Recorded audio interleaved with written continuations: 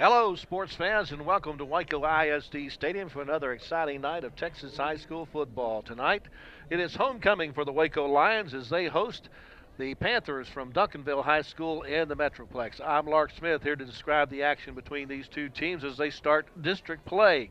In District 11 6A, each team comes in with a non-district record of 1 win and 1 loss. They each won their opening game of the year, with Duncanville defeating South Oak Cliff 41-3 in their non-district opener, while Waco High defeated West Mesquite 32-23 here at Waco ISD Stadium in their opener. But the last outing for each team was their only loss of the year, as Waco High went to Hutto and dropped a 35-21 decision, while just last Saturday, Duncanville took on IMG Academy out of Florida at the Texas Rangers' old ballpark, Globe Life Park, and lost 41-14. Of course, IMG Academy is that private school in Florida that recruits from all over the nation. So a tall order for the Duncanville Panthers last Saturday. Both teams have lost games due to COVID-19 restrictions, but they are on the field tonight getting ready to take on each other to start district play. The Duncanville Panthers last season went 15-1, 6-0 in their district, played in the state championship game for the second consecutive year, losing for the second consecutive year to Houston North Shore.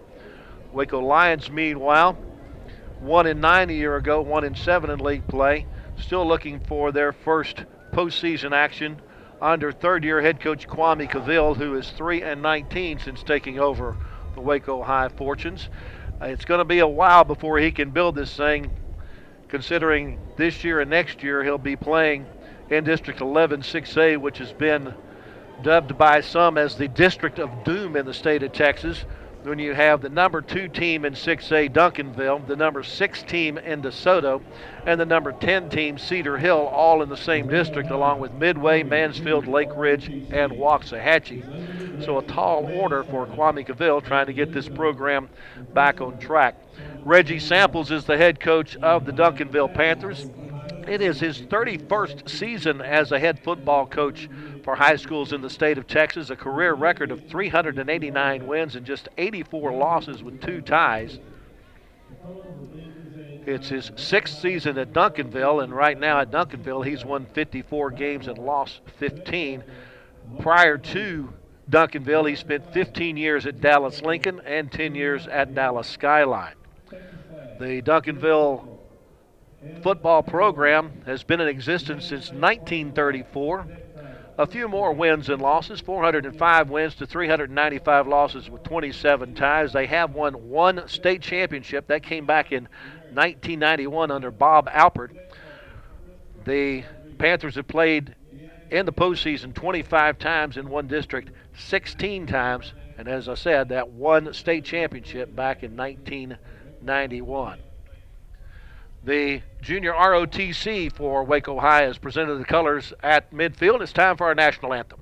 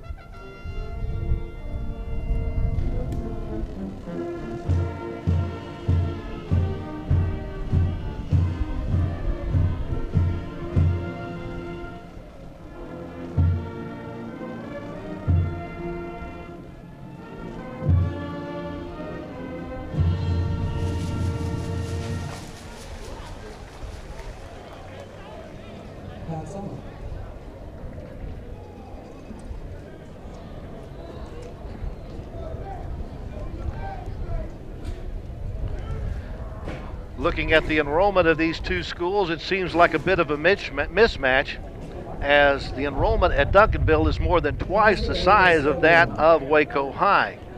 Duncanville's enrollment is 4,529 to 2,223 for Waco High. Waco High, the smallest team in District 11 6A. Duncanville, the largest enrollment in District 6A.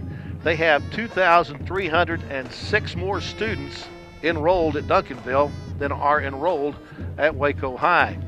You see the captains about to meet at midfield. Number 52 for Waco High is Trent Freeman. And number 8 for the Duncanville Panthers is Jajarius Thursby, one of their outstanding linebackers. Our officiating crew conducting the coin toss. The Waco chapter officiating tonight's game. Keith Hopkins is our referee. The umpire is Greg Robinson. Delvin Harris is the linesman. The line judge is Justin Scott. And the back judge is Jace Slaughter. And here to supervise the officials, as always, is Larry Weeks. Duncanville wearing their road whites. Waco High in their red uniform tops and gray pants. Getting ready to get things underway here. Waco High will grab the football first. Weather conditions for tonight's game, it is cloudy. We had a cold front come through the Waco area this morning that dropped quite a bit of rain and dropped the temperatures about 20 degrees in 20 minutes. 54 degrees at game time here at Waco ISD Stadium with a north-northwest wind at 15 miles per hour. That's basically blowing from left to right on your television screen, and the humidity at 74%. Back deep for Waco High. To receive the kick, Jalen Rhines on the near side and Jalen Laster on the far side. Doing the kicking for Duncanville will be Eduardo Galvan.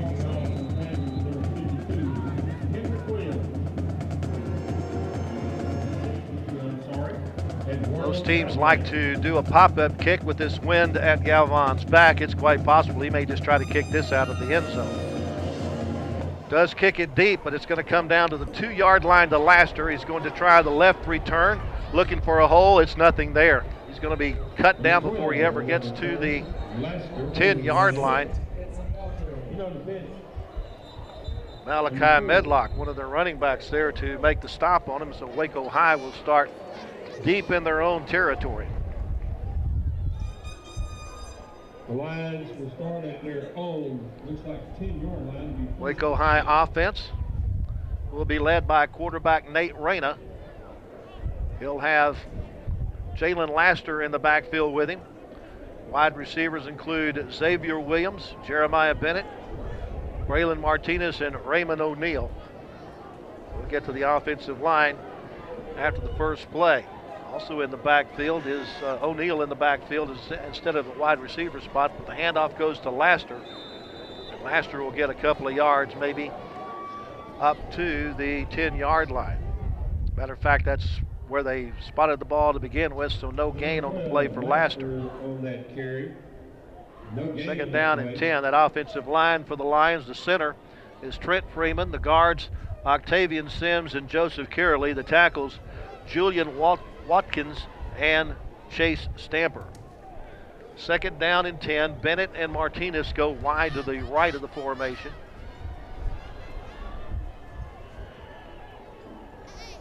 Reyna looking to pass, steps up in the pocket. Now will try to run with it. He's dropped at the line of scrimmage again. Then to bring him down for the linebacker core is Jordan Crook. Bit of a hole there, but it didn't last very long. You see Reyna dropped right back at the 10-yard line. So it'll be third down and 10 from the Waco High 10-yard line. Again, two wide receivers to the right.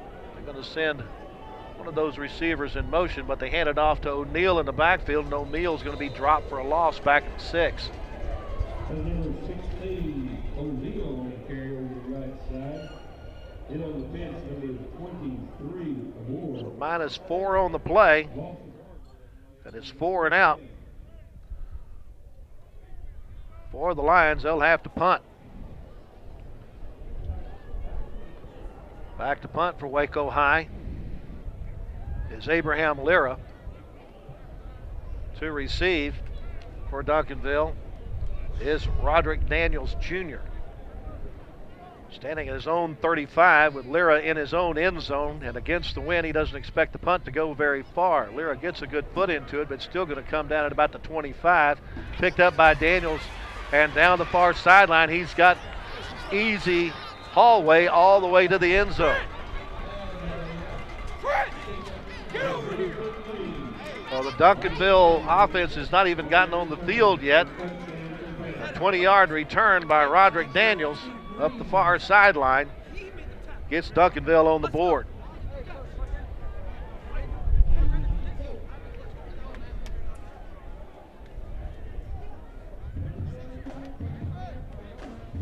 Eduardo Galvan will attempt to add the extra point.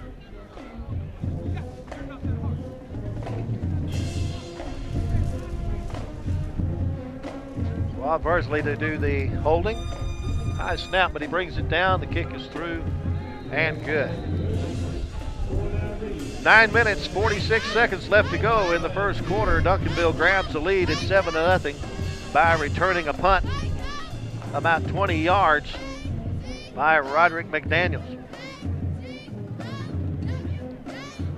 Waco Lion offense is going to need to find a way to stay out of their shadow of their own goal line.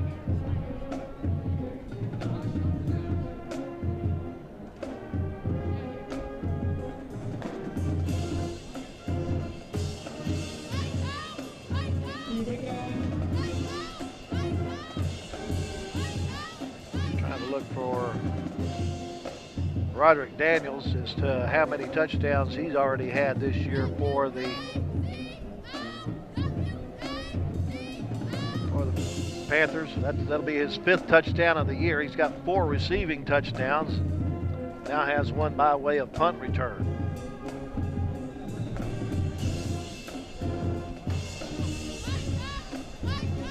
Again, it'll be Laster and Rhines deep for the Lions.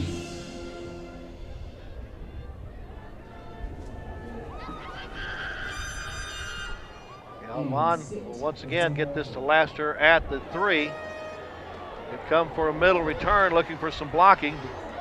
Gets around the first wave. There's a flag thrown, 2 flags thrown. He'll get it up to about the 19-yard line, but this is going to come back. We've already got a scrum between the 2 ball clubs. Good job by the officials to separate a couple of players pushing and shoving each other. Don't know if that's what the flags are about.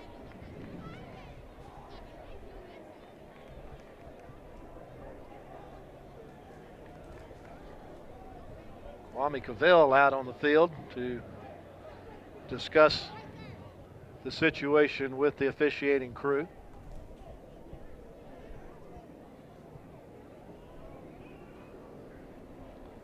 A little early for this to start to get out of hand. Keith Hopkins, our referee, will tell us the meaning of the flags. Holding on the receiving team. Half the distance to go. First down, Waco High. So the flags are at the 15-yard line, so that'll put it at about the 7.5. Waco High will start even deeper in its own territory with this drive, thanks to the first flag of the night.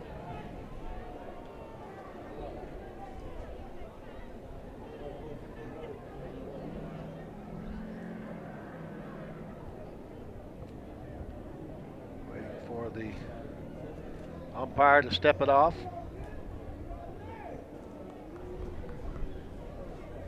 He'll place it at the 7. Kwame Cavill has his offense over on the sideline, making sure that, number 1, that they know the play that they want to run, and number 2, that they the cooler heads prevail. Reyna, the quarterback, with Laster in the backfield with him. 3 wide receivers to the near side. Laster gets the handoff and has running room across the 10-yard line up to about the 13. That is the first positive play of the game for Waco High's offense. 5-yard pickup for Laster out to the 12.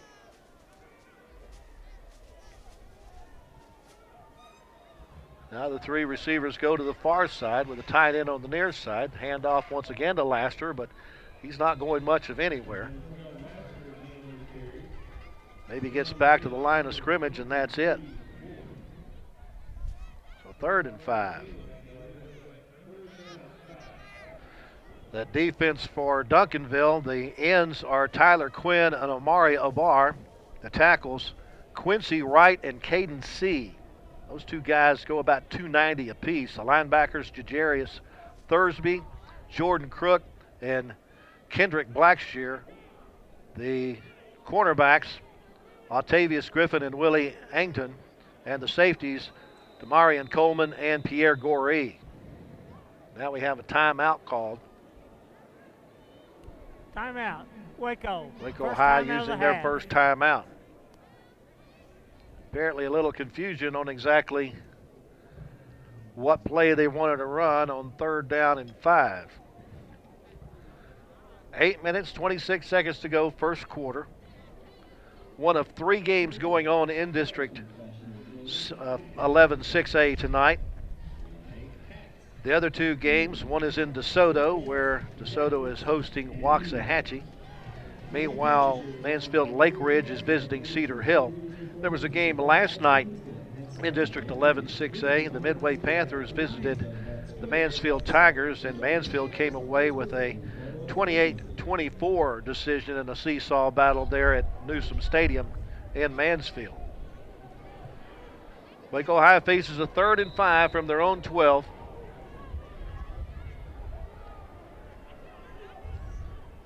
Reyna trying to point out the fact that there may be an uncovered defensive end headed his way. He gets to him, but his throw is a little early. Intended in the flat for Braylon Martinez, but thrown before Martinez even made his break. So that's the first pass attempt of the night for the Lions, and it goes for naught. It'll be 4th and 5 from the Waco 12 as they punt for the 2nd time this evening. Once again, it'll be Roderick Daniels back to receive.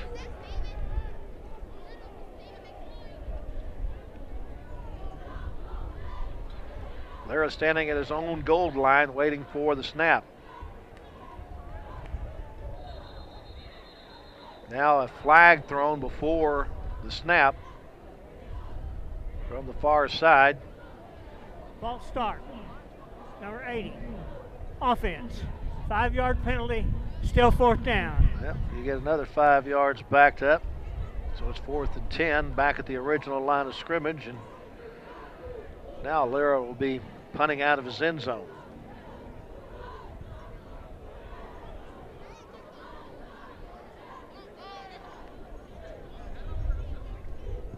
Punt is away into the wind. Backs Daniels up to the 37. He fumbles the football, but Duncanville is able to get back on top of it at the 35-yard line there to cover it up for the Panthers. Is Willie Angton. See, that goes right off the face mask of Daniels. Angton able to cover it up. So we'll see the Duncanville offense for the first time with 8 minutes and 12 seconds to go in the first quarter. They're already out front 7-0. Their offense is led by their quarterback Grayson James. The running back is Malachi Medlock. He's number 5. Handoff goes to Medlock. Follows a block over the left side, has first down yardage. Down inside the 20 to the 19.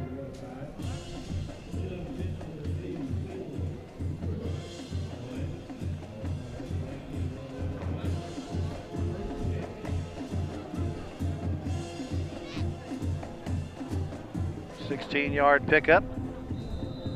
Now we have motion in the offensive line for Duncanville. That'll give us a chance to give you the rest of the starting offense.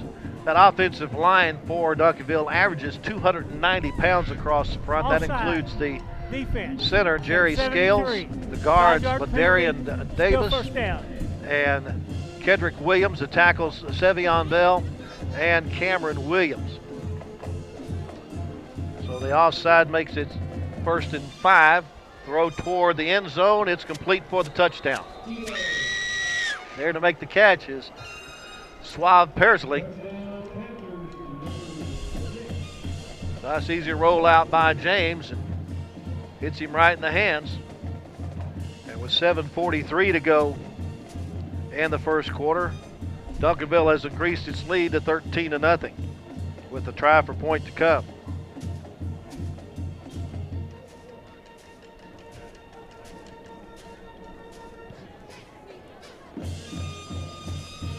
Vaughn puts it through inside the left upright to run the score to 14-0 in favor of Duncanville. We played just a little over 4 minutes of the contest. There you see a nice touch by the quarterback, Grayson James, his 5th TD toss of the year. First time for Persley to receive a touchdown pass. It's his 5th catch of the year. 19 yards now gives him 76 yards in receptions on his 5 catches with 1 TD. So that drive for the Panthers goes 35 yards. They do it in all of 29 seconds. And it took just 2 plays.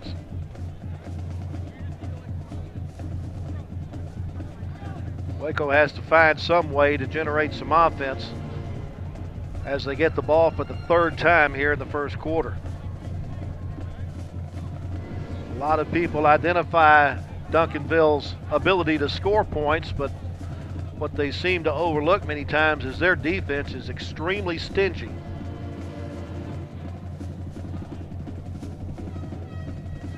Galvan pops it up. Once again, goes to Laster at about the 3-yard line. Laster will get it up to the 20, and then there'll be a flag thrown. We got a scrum going, and stop his forward progress. Now let's see the meaning of the flag, which usually a block in the back.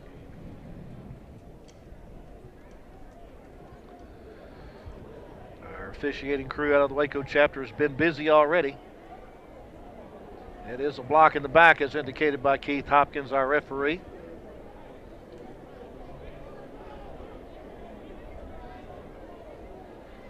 He marked from the 23-yard line. Team, number 54. Take it back to the 13. First down. So the Waco Lions have had the ball 3 times now, starting at their own 10, their own 7, and now their own 13. We have not snapped the ball on the Duncanville side of the field yet.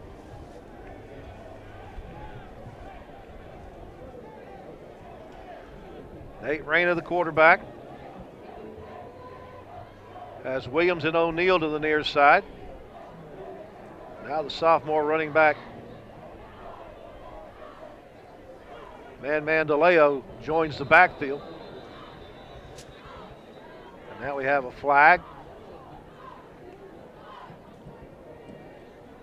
And I'm thinking there may be too many men on the field, but I could be wrong. False start. Yep, got a false Number start. 50, offense. 5-yard penalty, still first down. So the penalties are mounting up against the Lions here. 5-yard mark-off takes them back to the 8.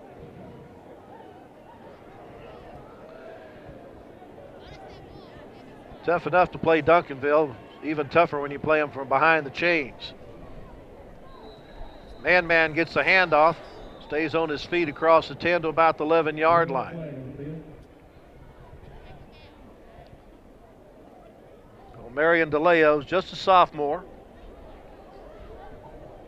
About 5'7", hard to find behind the big offensive line. Now we have a procedure call against Waco High, which will nullify that play.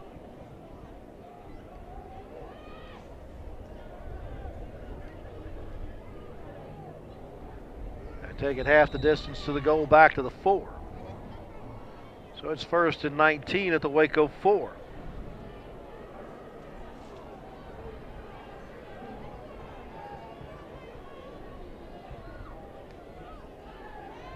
Reyna back to pass, will throw on the fly to the far sideline for Martinez. Martinez not able to get back to the football, but a flag is thrown. Thought it was fairly good coverage myself. We'll see what the officials say. There to defend for Duncanville was Octavius Griffin. That may be the best offensive play of the night for Waco High if they've called that pass interference. We'll mark it off 15 pass yards. Yep. Defense, number 28, 15-yard penalty, automatic first down. So you get the automatic first down. Takes the ball out to the 18-yard line. And the Lions pick up their first down and do so by way of penalty. 3 wide receivers to the right. DeLeo, the running back in the backfield, grabs a handoff, looks for a hole, not a whole lot there. In from the linebacker corridor, or from the defensive end, Tyler Quinn makes a stop, loses his helmet, so he'll have to leave the field for a play. That'll bring Kevon Ivey into that defensive end spot. You see him losing his helmet there.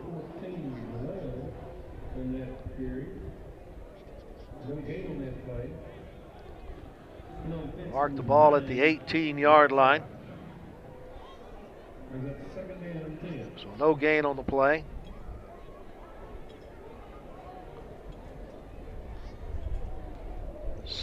6 seconds left on the play clock as they break the huddle. They better get the snap off in a hurry, or otherwise it's another 5-yard penalty. They do get it off in time, and now we have timeout called on the near sideline by Waco High as Kwame Cavill saw the time running out. Timeout. Waco. Didn't want to lose any more yardage, so he's already called his second timeout. We still have 6:34 left to go in the first quarter.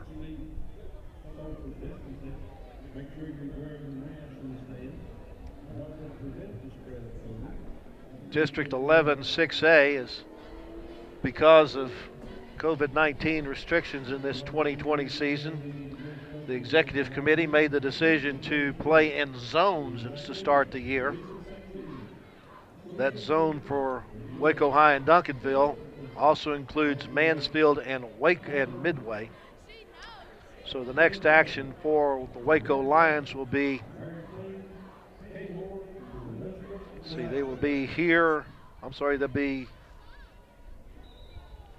at Midway next week. That'll be over at Panther Stadium in Hewitt.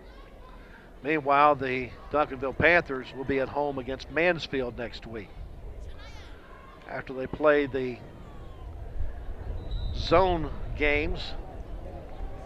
If no one has lost any games due to the school closing, then they will have sort of a playoff type situation with the other teams from the other zone.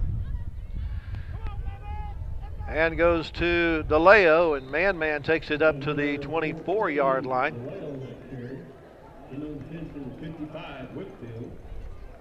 Gain of 6 on the play. Brings up a 3rd down and 4.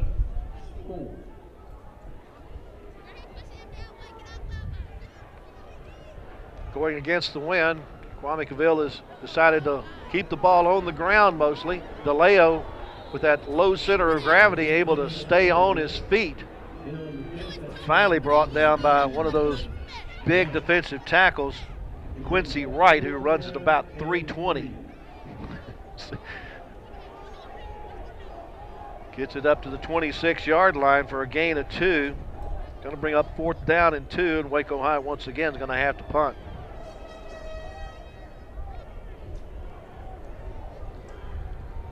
But at least they move the ball out as far as the 26-yard line.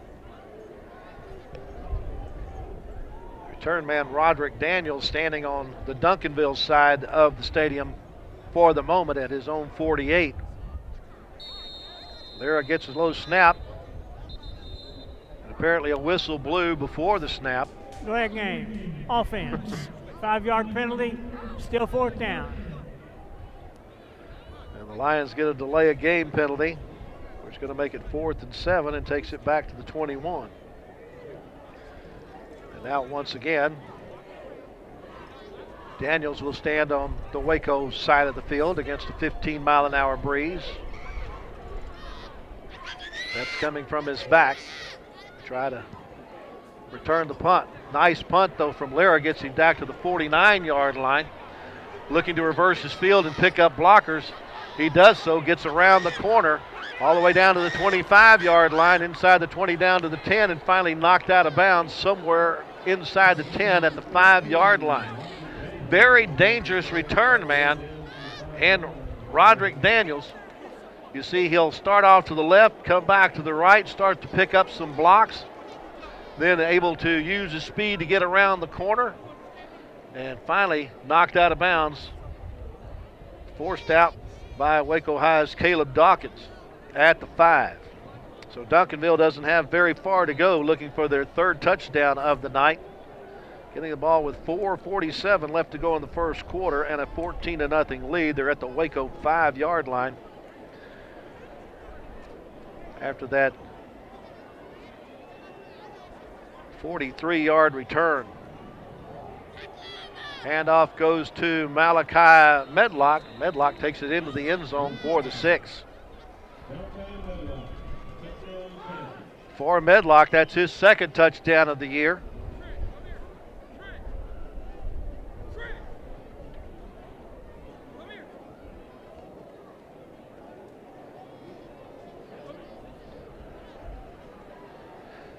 On to try the extra point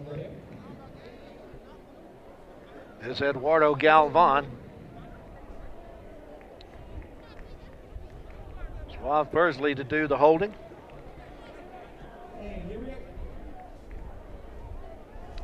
And he's perfect on the night. 4 minutes, 41 seconds left to go first quarter. Duncanville on this 5-yard run by Medlock takes a 21-0 lead.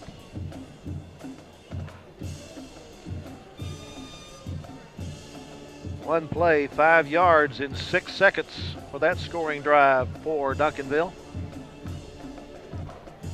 They open the scoring on a 20-yard punt return by Rod Daniels as Waco High was backed up into their end zone. Punt against the wind.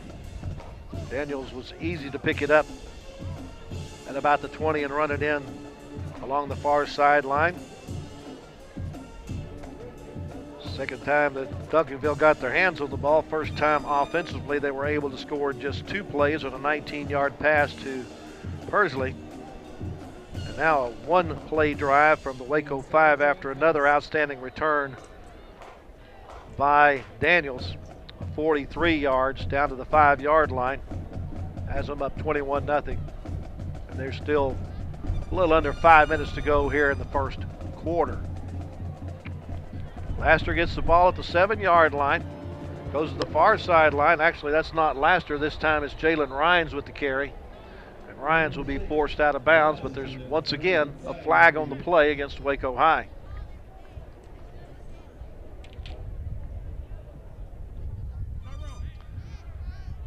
Officiating crew working overtime.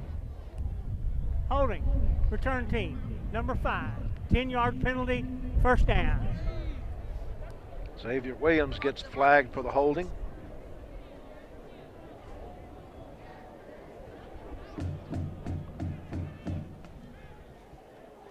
They throw the flag at the 22-yard line, so maybe that'll take it back to the 12. Once again, the Waco offense forced to operate from deep in their own territory. Actually, they bring it back to the 17-yard line. Is where they're going to start them off.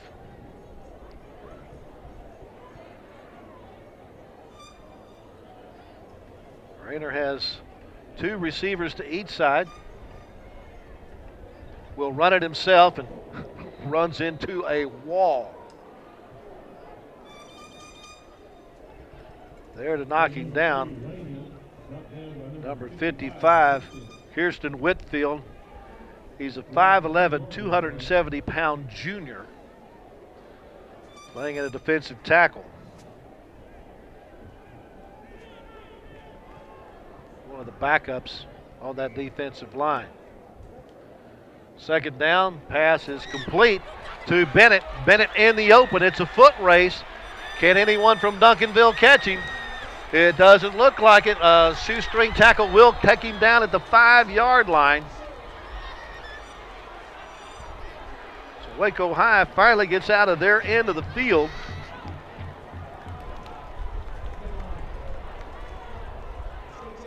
As you see, Bennett just took it across the middle and hoofed it down the field, and finally able to dive and catch him on the hill. Willie Angton able to bring him down at the Duncanville 5.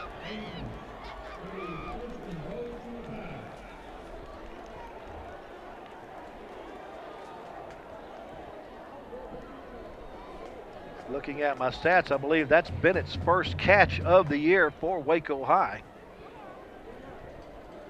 Handoff goes to DeLeo, and man just barely to get it back to the line of scrimmage.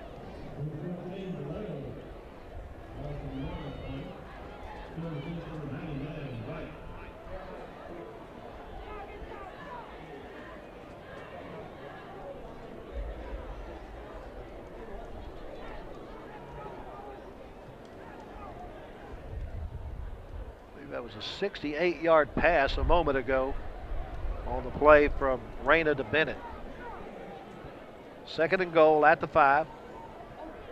Rayner looking to pass across the middle. It's incomplete. And in it for Xavier Williams. There to defend for Duncanville was Cyrus Moore.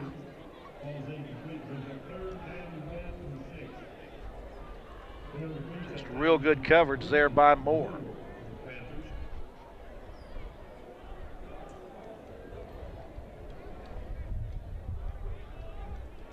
Third and goal at the Duncanville 5.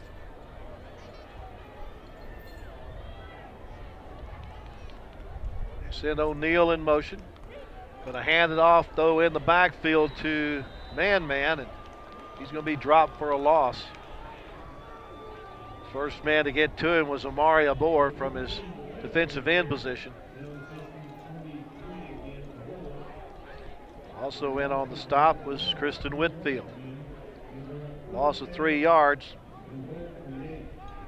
Brings up fourth and goal from the 8. And that'll set up the junior kicker, Abraham Lira, for a field goal attempt from 25 yards out. Into a breeze of 15 miles an hour. He is able to stick it through. So 2 minutes and 23 seconds left to go in the first quarter. Waco High finally on the board, but trails Duncanville by a score of 21-3.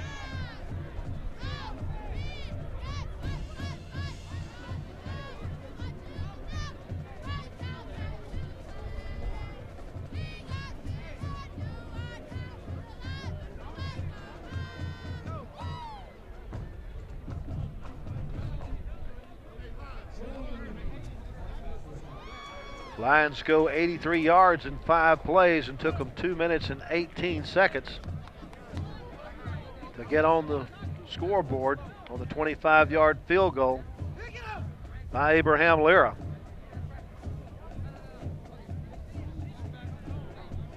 Actually, that should be 78 yards because it stopped at the 8-yard line.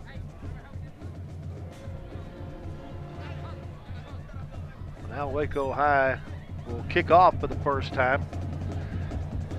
You got to make sure you keep it away from number 13. He's not any of the deep backs. I don't necessarily see him out there on the kick return team, so that may be a plus for Waco High. He has already shown in this first quarter that he's dangerous when you kick the ball to him. Back deep for the Panthers is Jalen Square and Lantrell Turner. They're both standing at about the 15-yard line. Again, Lara kicking into the face of a 15-mile-an-hour breeze here in the first quarter.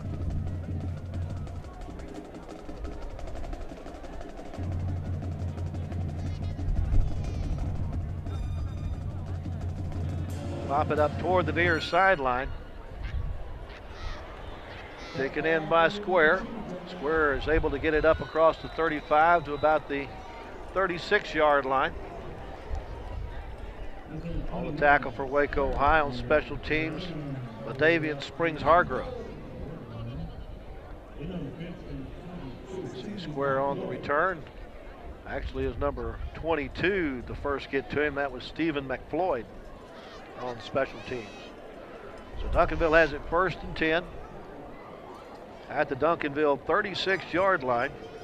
Their first offensive play in their own end of the field. 2 wide to the right, 1 wide to the left, 2 running backs in the backfield. Pass is complete on the near side to Pursley. Pursley is knocked out of bounds at about the 44-yard line. Pickup of 8 on the play.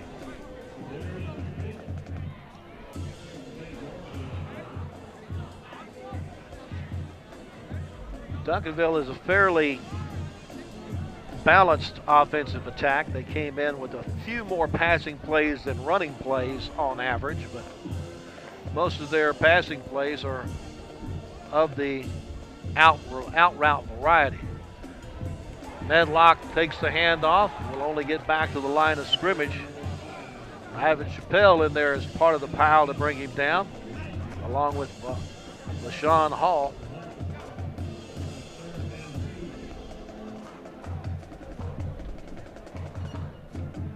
Call it no gain on the play.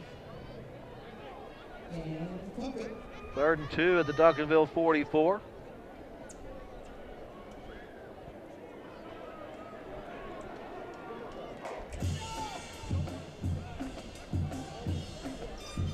Medlock takes the handoff, has the first down with a spin move, gets it up to a 50, but there is a flag on the play.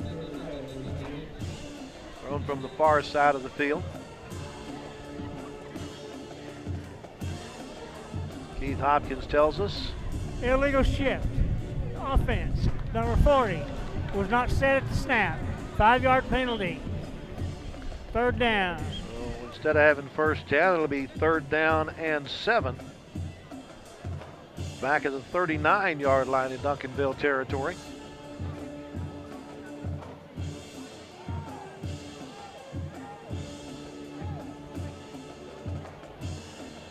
Reggie Sample looking to his offensive coordinator, Judd Thrash, to come up with a 3rd and 7 first down play here.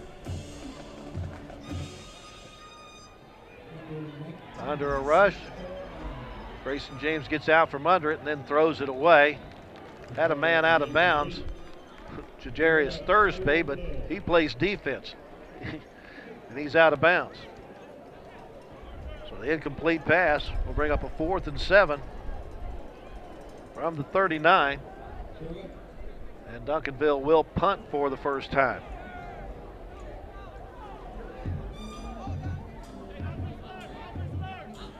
Eduardo Galvan takes care of all the kicking duties for the Panthers. Waco High sends Jalen Rhines back deep to receive the punt. Galvan telling everybody to get away from it. It's a bounder that takes a Panther roll and goes all the way down to the 33-yard line in Waco's end of the field. 18 seconds remain to our first quarter of play.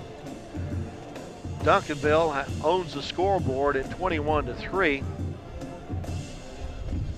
And Waco High looking to maybe cut into that a little bit, either at the end of this quarter or at the start of the second quarter. Unsportsmanlike conduct. Number 8. Receiving team. 1st down. Said receiving team. I'm not sure what unsportsmanlike conduct there was. And Kwame Cavill's going, what did he do? And who was it? You see Kwame trying to figure out what the call was, who it was on. And one of the Duncanville players kicked the football. Whether that could be construed as unsportsmanlike conduct, I don't know, but they say it's against Waco High, and it will be marked off against Waco High.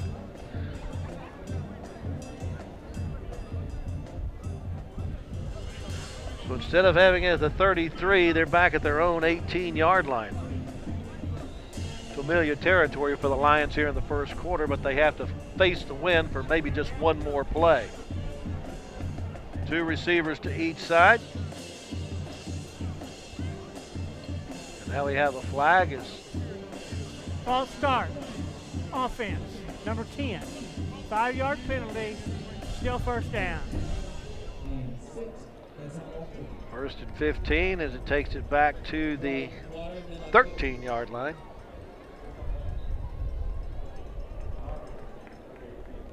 To this point in the first quarter, I believe Waco High has been penalized more yards than the offense has been able to accomplish. Again, behind the chains. Laster has little trouble with the handoff, but able to corral it. But by that time, Amari Avor is there to knock him down at the 11-yard line. It's a loss of 2 yards on the play for Jalen Laster. And that will be our final play of our first quarter. Certainly invite you to stick around during halftime. As I mentioned at the top of the broadcast, this is homecoming for Waco High, and we'll have the presentation of the homecoming court, the crowning of the king and queen during our halftime activities. Duncanville started the scoring with a punt return of 20 yards by Roderick Daniels. That came just 2 minutes and 14 seconds into the contest. First time the Duncanville offense got the ball, they scored in 2 plays. The scoring play came on a 19-yard pass from Grayson James to Suave Presley for a 14-0 lead. That was 7:43 left to go in the first quarter. Then the next time Duncanville got the ball, they ended up starting their drive at the Waco 5 thanks to a 43-yard return by Roderick Daniels. And Malachi Medlock took it in from the 5 yards out on one play, and Duncanville grabbed a 21-0 lead with 4:41 left to go in the first quarter. Waco High, though, was able to put a 25-yard field goal on the board by Abraham Lara at the 2:23 mark of the first quarter, and that's where we stand as we start second quarter action. 2nd and 17 at the Waco 11. With the wind at his back, Reyna will throw in the flat to Bennett. Bennett able to sidestep a couple of Panthers, but not able to get out of the grasp of Tyler Quinn. It's the second catch of the year for Bennett. Gets him out to the 14-yard line, a gain of 4. Brings up 3rd down and 13.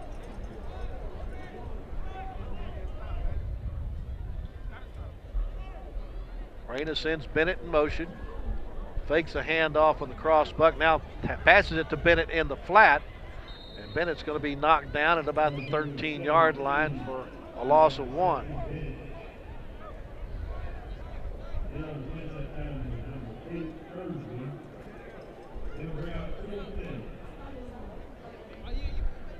Good reaction there by the Duncanville defense, especially by one of their outstanding linebackers, Jadarius Thursby.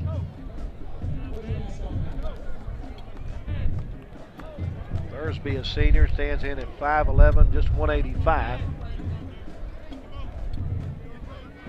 Valera standing at his goal line waiting for the punt snap. It's a little low. He fumbles it. Now will be tackled inside the 5-yard line. And once again, Duncanville's offense is going to have the football at point blank range.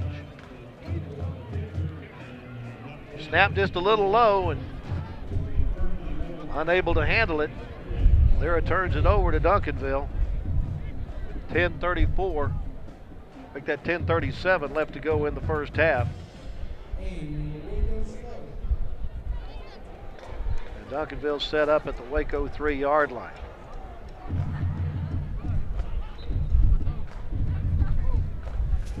Duncanville's a tough enough opponent, even tougher when you basically hand them field position. Grayson James will pitch it to Daniel on the end around, and Daniel gets it out. Excuse me, that's not Daniel, that is number 1. That is Chris Hicks. And Hicks gets it into the end zone for the touchdown on the end around. Every minute gets there to make the stop on him, but was there no flags on the play, so Hicks into the end zone for Chris Hicks.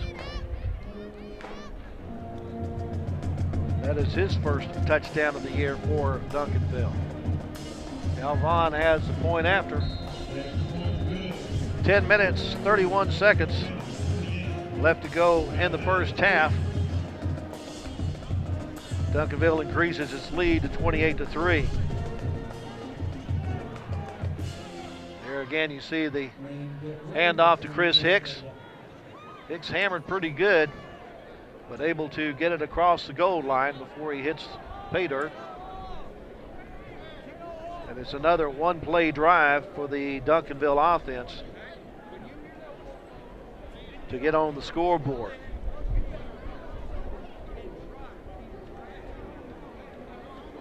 Offense had the ball for a grand total of 6 seconds on that drive.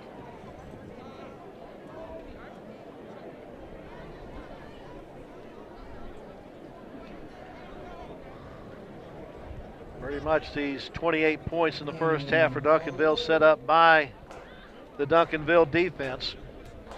Last year, Duncanville's defense had 5 shutouts in their 10 regular season games. Matter of fact, only once in the regular season last year did they give up as much as 2 touchdowns. It wasn't until the 4th game of the playoffs that they allowed as much as 35 points, and that was the South Lake Carroll. They defeated South Lake Carroll 49-35. They lost in the championship game to North Shore 31-17. Ryan's on the return, gets it up to the 25-yard line. Possibly the best field position for the Lions if there's not a flag on the play. Took it on a bounce from the 8-yard line. Got a nice block there from Braylon Martinez. So Waco at the 25, their best starting position of the night on offense. Marion DeLeo in the backfield with Reyna. Reyna to pass. Across the middle is complete to Braylon Martinez. And Martinez has it out to about the 44-yard line. Make that the 39-yard line.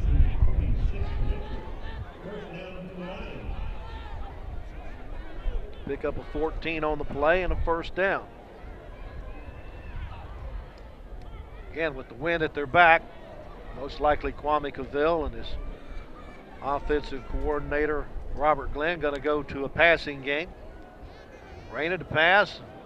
A little mix up there as to what pattern was called for Xavier Williams. Looked like he was going on the fly and the quarterback was expecting a stop route. So 2nd down and 10 at the 39. O'Neal, Bennett, and Martinez, the 3 receivers at the bottom of your screen. Xavier Williams, the Receiver at the top. Play clock down to 12 as they finally decide on a play. Reyna under a rush, throwing a screen pass, and it's just a little short, intended for O'Marion DeLeo. Had it set up pretty good, but Reyna not quite able to get it to man-man. Brings up a 3rd down and 10.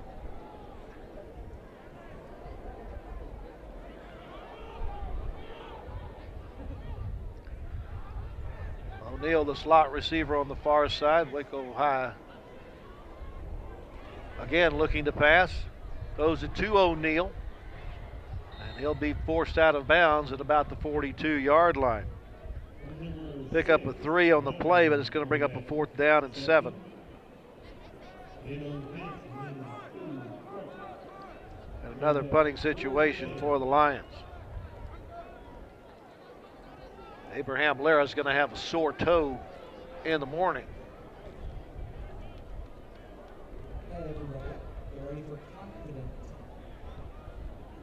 Again, he's got a 15-mile-an-hour wind at his back. Daniel standing at his own 30 waiting for the kick.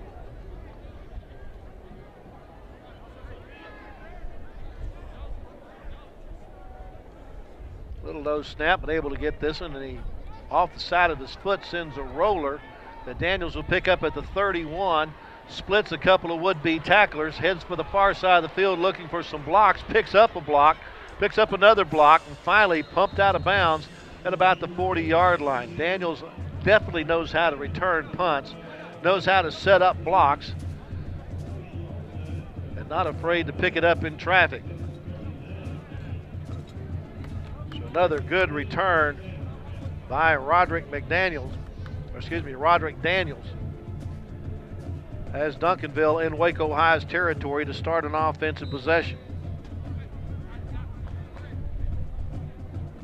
At the Waco 39-yard line, leading 28-3 with 9:24 left to go in the second quarter.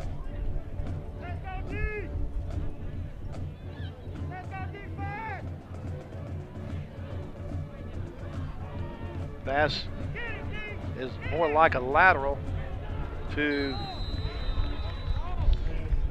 Lontrell Turner.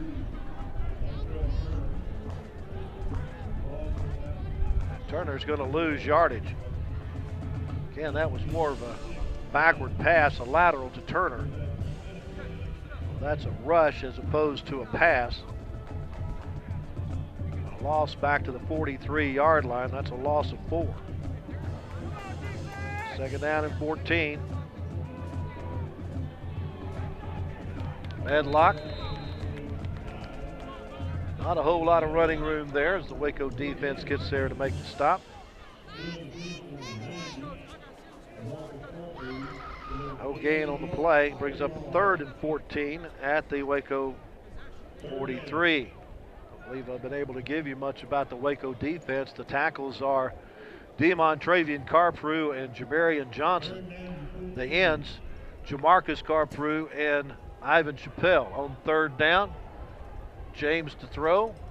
A nice catch made at the sticks. Good diving catch by Chris Hicks. And they'll have the first down. Hicks is the favorite target for Grayson James. This one thrown a little bit low, but in a spot that Hicks was the only one that was going to be able to make the catch for Chris Hicks.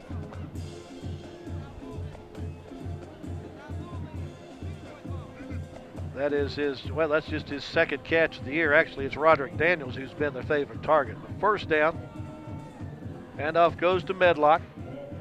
Medlock has it inside the 25.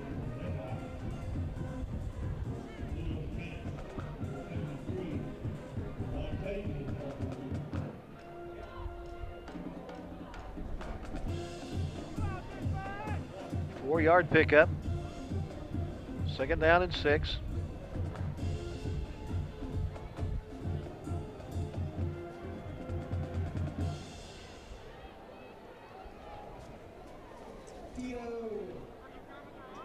Medlock takes the handoff and stopped immediately. Nice play on the defensive line by Waco's High's Demontravian Carpru. You see him get right there and wrap him up around the shoulders. Get some help from Cedarian Nichols from the safety spot.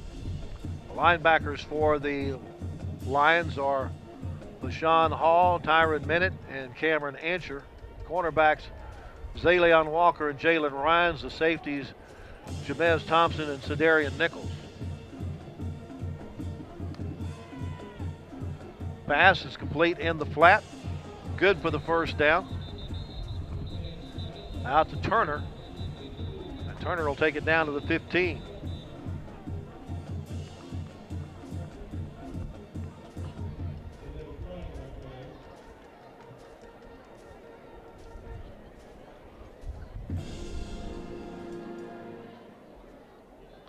First and 10 at the 15. Now we have a question on the play.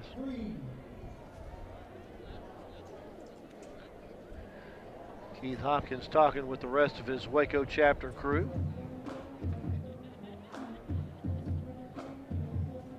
Now let us know. Face mask. Defense. 27. Half the distance to go. Automatic first down.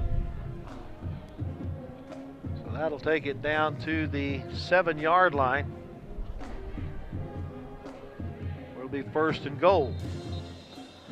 Again, you just can't help Duncanville. They're too good of a ball club there. Apparently he got part of the face mask and bringing him down. And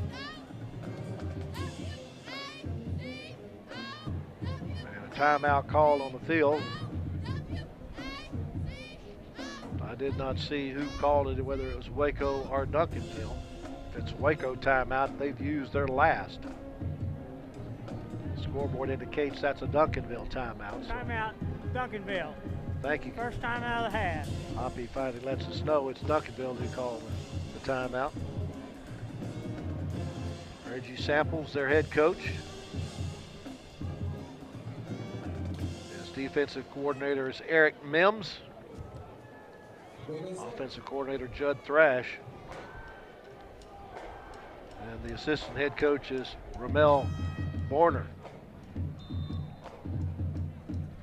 Back to action we go with 6:31 left to go in the second quarter.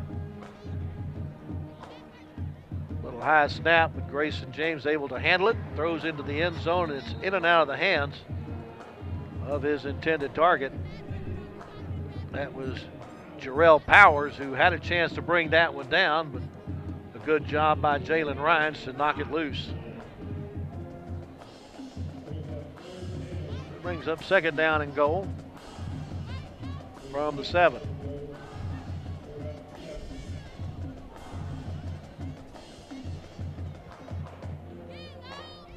Turner checks in as the slot receiver to the near side. Handoff, though, goes to Malachi Medlock. Turns the corner. Spin move gets him into the end zone for the touchdown from 7 yards away.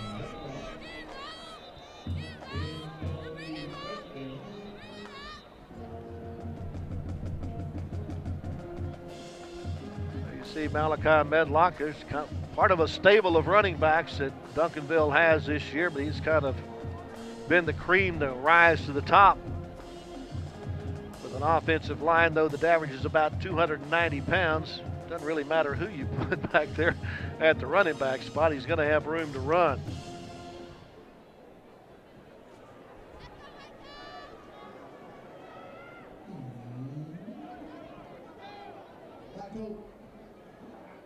Alvon on to tack on the point after. Once again, successful with it. With 6:19 left to go before halftime. Our new score is Duncanville 35 and Waco 3. Thanks to this nifty move by Malachi Medlock.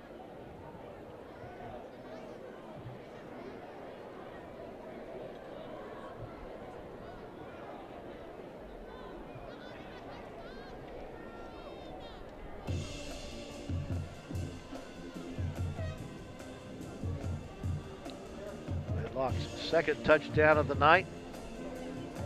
He came in with 25 carries for 81 yards, averaging 3.2 yards per carry.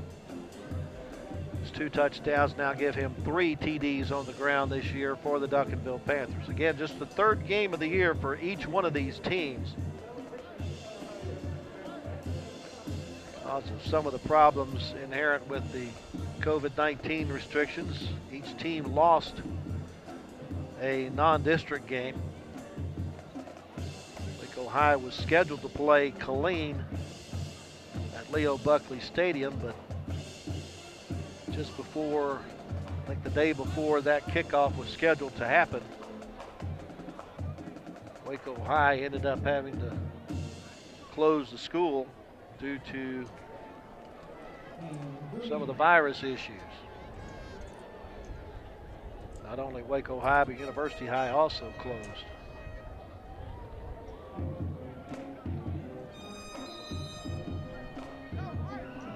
Kick into the wind will come down at about the 10-yard line to Rhines. Straight up the hash marks he goes. Gets across the 25-yard line.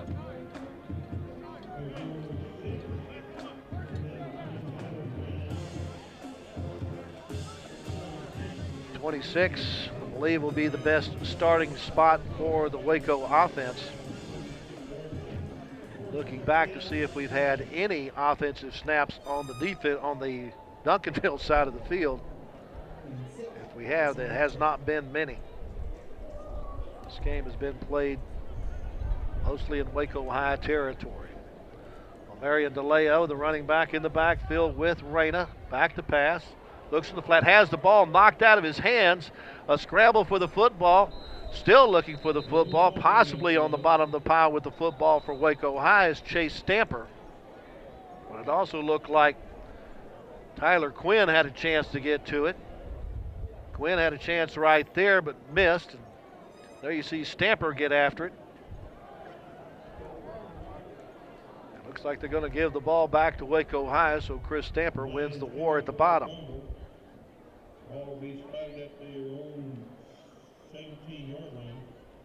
So a loss of 3 yards. Make that loss of 9 yards. 2nd and 19 back at the Waco 17. Reyna airs it out, near side, nobody home. Going to Braylon Martinez, but Martinez is covered step for step by Octavius Griffin. Griffin, a senior, 5'10", 170. Brings up 3rd down and 19 on the Waco 17. And then number 28, Griffin on the field.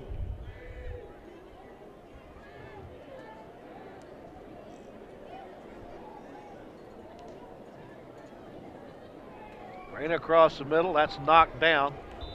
Flag thrown on the play, intended for Braylon Martinez.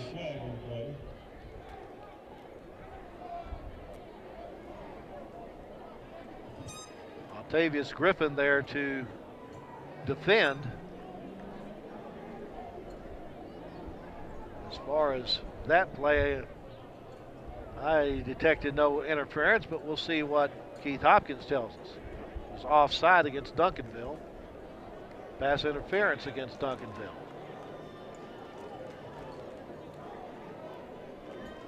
I think you take the pass interference penalty, don't you?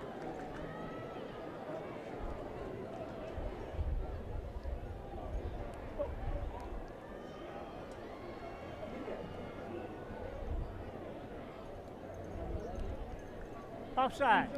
Defense. Penalties declined. Pass interference. Defense. Penalties accepted. It is a spot foul and an automatic 1st down. 1st and 10.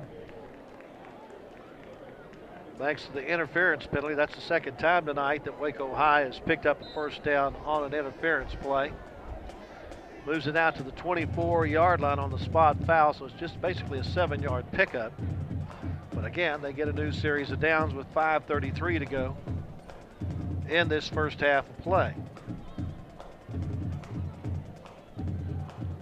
Reyna throws in the flat to O'Neal. O'Neal sidesteps one would-be tackler. There's a flag on the play as O'Neal takes it out past the sticks out to about the 35-yard line. Now we have to see the meaning of the flag where you normally see holding.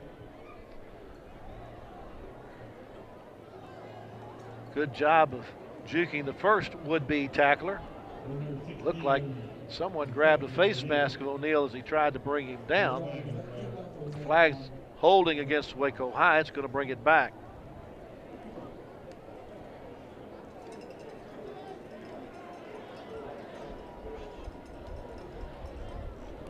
Holding. Number 70. Offense. 10-yard penalty. Replay first down. Takes it back to the 14-yard line. It'll be 1st and 20, and once again, the Lion offense behind the chains.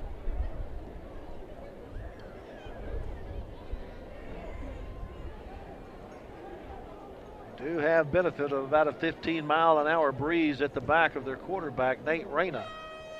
They threw very few passes in the first quarter against the wind, but have gone to the passing game with the wind at their back here in the second quarter.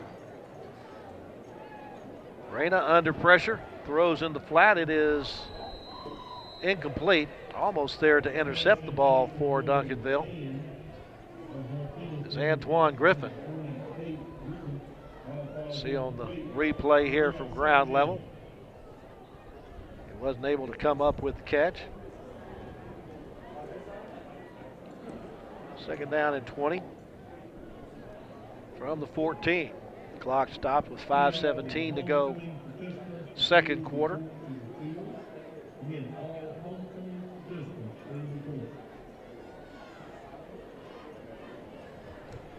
Play clock down to 5. Get it off in time, though. Pass across the middle. Boy, that was a dangerous pass. Nice attempt by Xavier Williams to come up with that pass completion in a pile of Panther defenders. Had about 4 white-shirted Panthers there, looking to maybe come up with an interception on the tip pass. Waco's only real successful pass has been that quick slant to Bennett that went for about 80 yards to set up Waco High's only scoring opportunity, a field goal. They got 3 receivers to the left, facing 3rd and 20. Fake the handoff. Reyna fakes a run with the ball. Now gets it off to O'Neal, and O'Neal will get it back to the original line of scrimmage up at about the 24-yard line for a pickup of 10. That brings up 4th and 10 and another punting situation. So once again, a penalty has thwarted Waco High's offense as they picked up 9 yards out to the 23.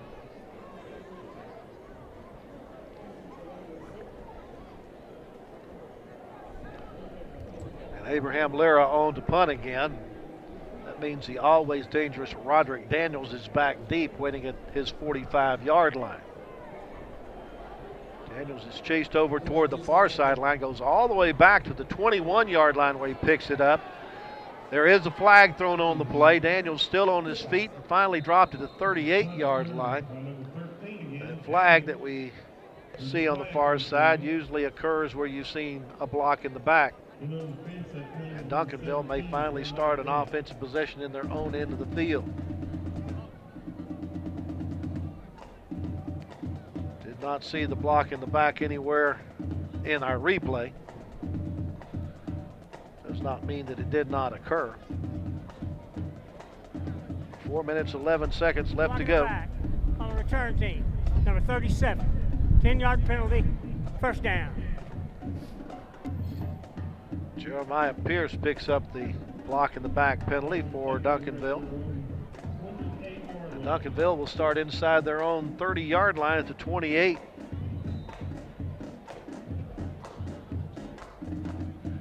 Grayson James with a couple of running backs in the backfield with him.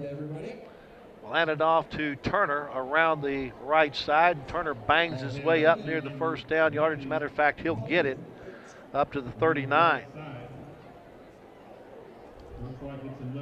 Pickup of 11 on the play for Lontrell Turner. Turner came into the night with just 3 carries for no yards. Matter of fact, they'll even give him the 40-yard line on the play for 12 yards in the first.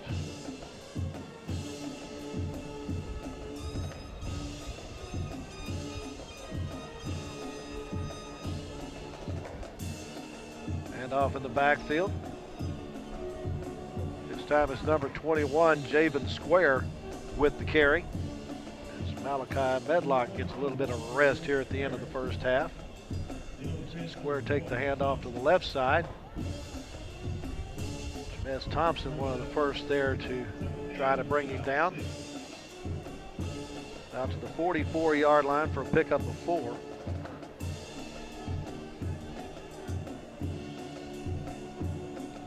Second down and 6. Square around the right side this time. Evades several tacklers until he finally runs in. Waco High's LaShawn Hall, one of the linebackers, and Hall has him right at the sticks, but they'll give him enough yardage for the first down. See the nice form tackle by LaShawn Hall. They mark it at the Waco 49-yard line, so pick up a 7 on the play for Square. Duncanville staying on the ground. No, they're staying on the ground. They'll pass it to Turner, and Turner will be dropped immediately. Outstanding recognition by Jamez Thompson coming up from one of his safety spots to make the tackle there on Turner. Loss of 2 yards on that play.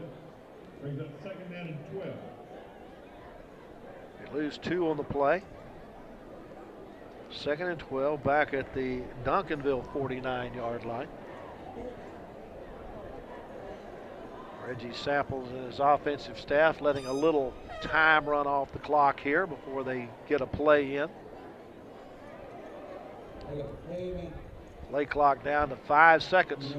And now Grayson James is going to ask for a timeout. Second timeout asked and granted by Duncanville. Timeout. Each time does have one timeout left here in the first half. Duncanville, as the score indicates, has dominated this first half, starting with a 20-yard punt return by Roderick Daniels that put Duncanville ahead 7-0, just 2 minutes and 14 seconds into the contest. They got their second touchdown with 7:43 left after a 2-play drive that only had to cover 35 yards.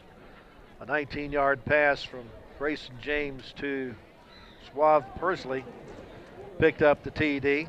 They went up 21-0 with 4:41 left in the first quarter on a 5-yard TD run by Malachi Medlock. That was after a 43-yard punt return by Daniels. Set them up for that touchdown. They've been in control ever since. Second and 12. Back to pass, going deep down the far sideline and knocking it away for Waco High on defense is Zayleon Walker. Pass a little bit underthrown against the wind, but a nice tight spiral, and Walker was able to get a hand in there. Ball intended for Chris Hicks.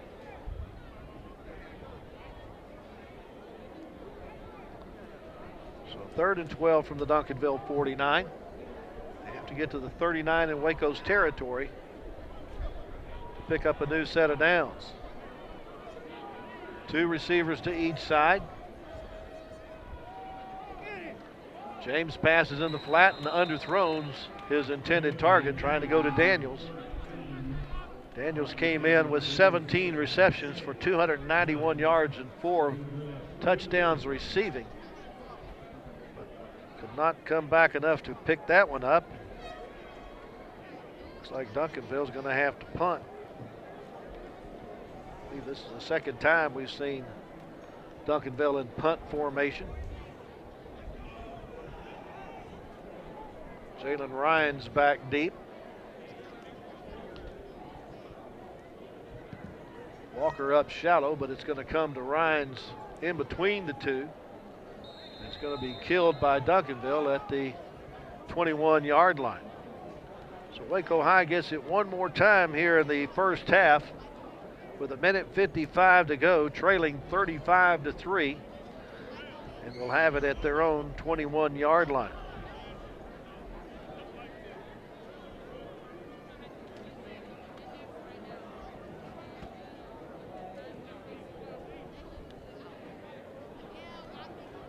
Yard punt in the wind by Galvan.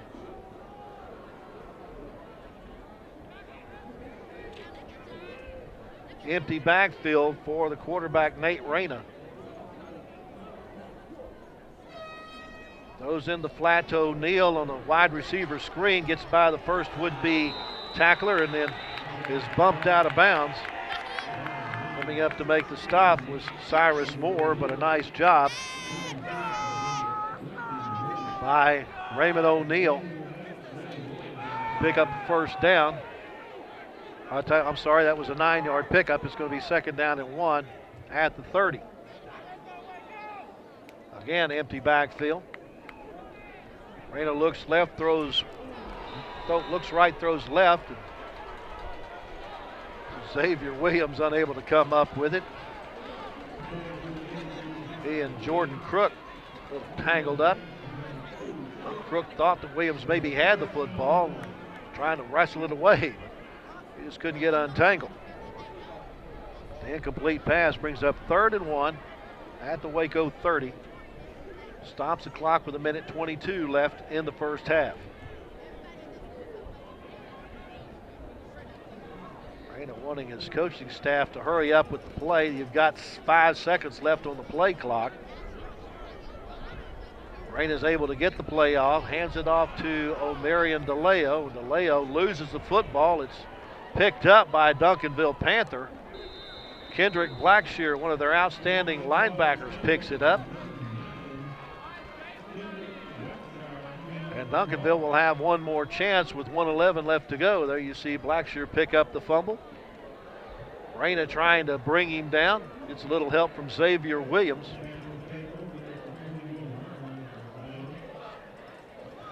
Duncanville gets the ball with 1:11 left to go in the half, a 35-3 lead. And once again, their offense is in Waco High territory to start a drive at the 21-yard line. Malachi Medlock back in at the running back spot, fakes the handoff to him. James rolls to his right. Now we'll just throw the ball out of bounds. Completes it to one of the security guards standing by the wall on the far side. Intelligent play there by Grayson James just to stop the play and start over.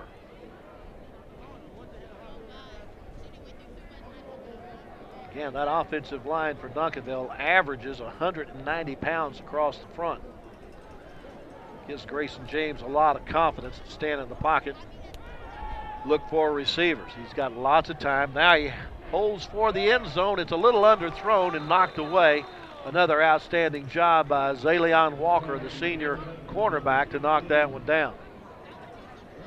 That's twice now that Walker has knocked a pass away from a would-be Panther receiver. Trying to get it into the arms of Jarrell Powers. Walker will not let that happen. They have to get to the 11-yard line to pick up a new series of downs. Still plenty of time with 56 seconds left to go.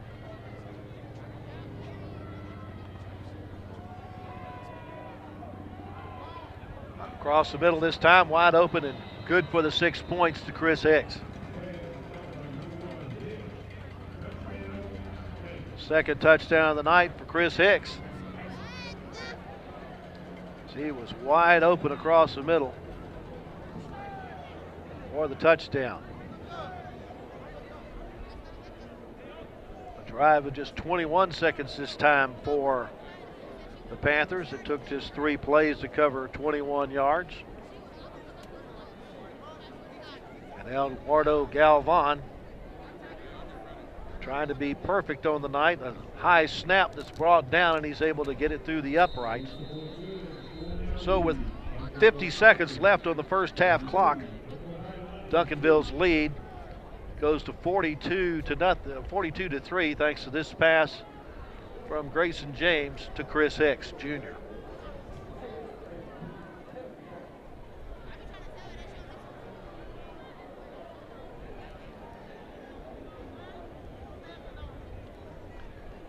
Once again, like to invite you to stick around at halftime.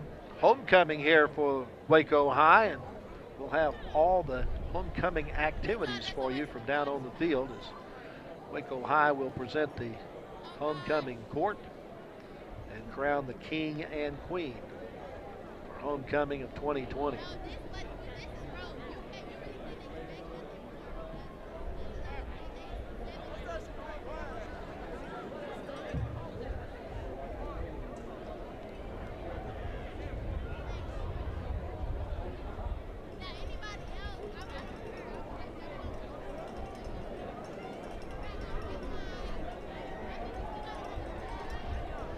Rhines and Jalen Laster are both going deep to receive the kick. Galvan to kick into the teeth of the 15-mile-an-hour breeze. Ball falls off of the tee. They'll have to reset it. Again, had a game time temperature of 52 degrees after a cold front came through this morning. Drop temperatures about 20 degrees within the first 30 minutes that it hit town. Kick's going to come down and bounce at the 10-yard line, squirts away from Rhines. Now he tries to pick it up, and he's down at the 5-yard line. It's been the story of the first half for Waco High. Their offense has been held deep in their own territory, not only from miscues like that, but from penalties. And Duncanville's offense has gotten the ball at point-blank range several times. That's what the score indicates at this point, that it's been fairly easy for Duncanville in the first half, ahead 42-3. First and 10 at the Waco 5. Nate Reyna's gone the distance at quarterback. He hands it off to Omarion DeLeo, and man gets it out to about the 9-yard line for a 4-yard gain.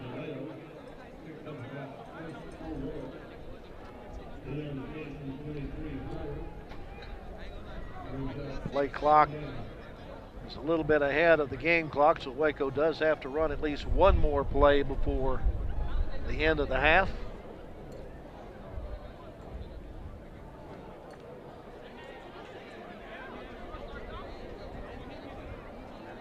Not sure what Reyna is waiting for.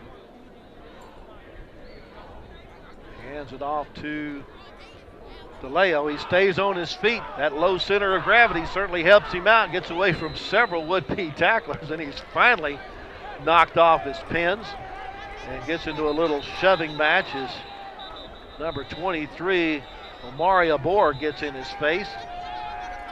He may be little, but he's not going to take any guff. Okay, you hit me hard. That should be unsportsmanlike just for lording over him like that. We don't know if that's going to be added to the second half kickoff or not, but we'll see.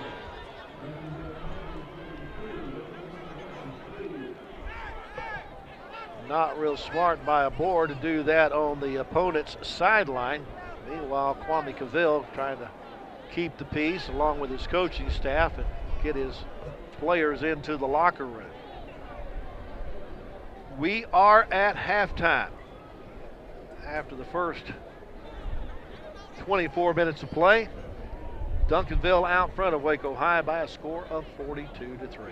Stay tuned. Our halftime activities coming up in a moment right here on Waco ISD TV. Good evening, ladies and gentlemen. We would like to thank you and welcome you to our 2020 homecoming festivities and introduce the King and Queen candidates.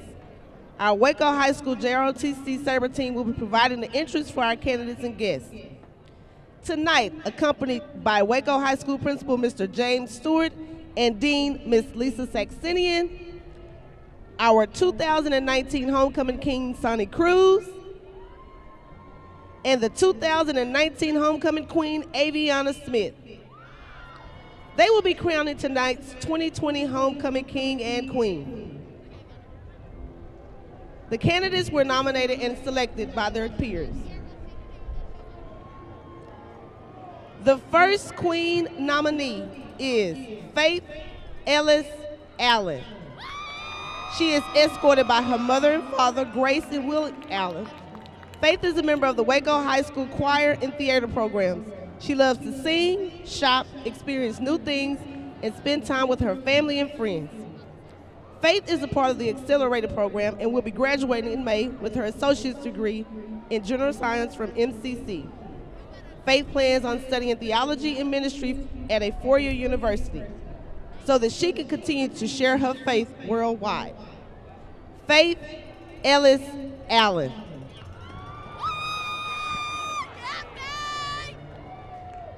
The first King nominee is Jordan Burks. He is escorted by his mother, Janae the Great Burks, and father, Wilbur Burks. He is the new senior class vice president, a member of student council, Interact Club, Upward Bound, LEAD, and National Honor Society. Jordan is also part of the Accelerate program and will be graduating in May with his associate's degree in liberal arts from MCC. He will continue his education at the University of Texas of Austin, majoring in business with hopes of being an entrepreneur after graduation. Jordan Burks.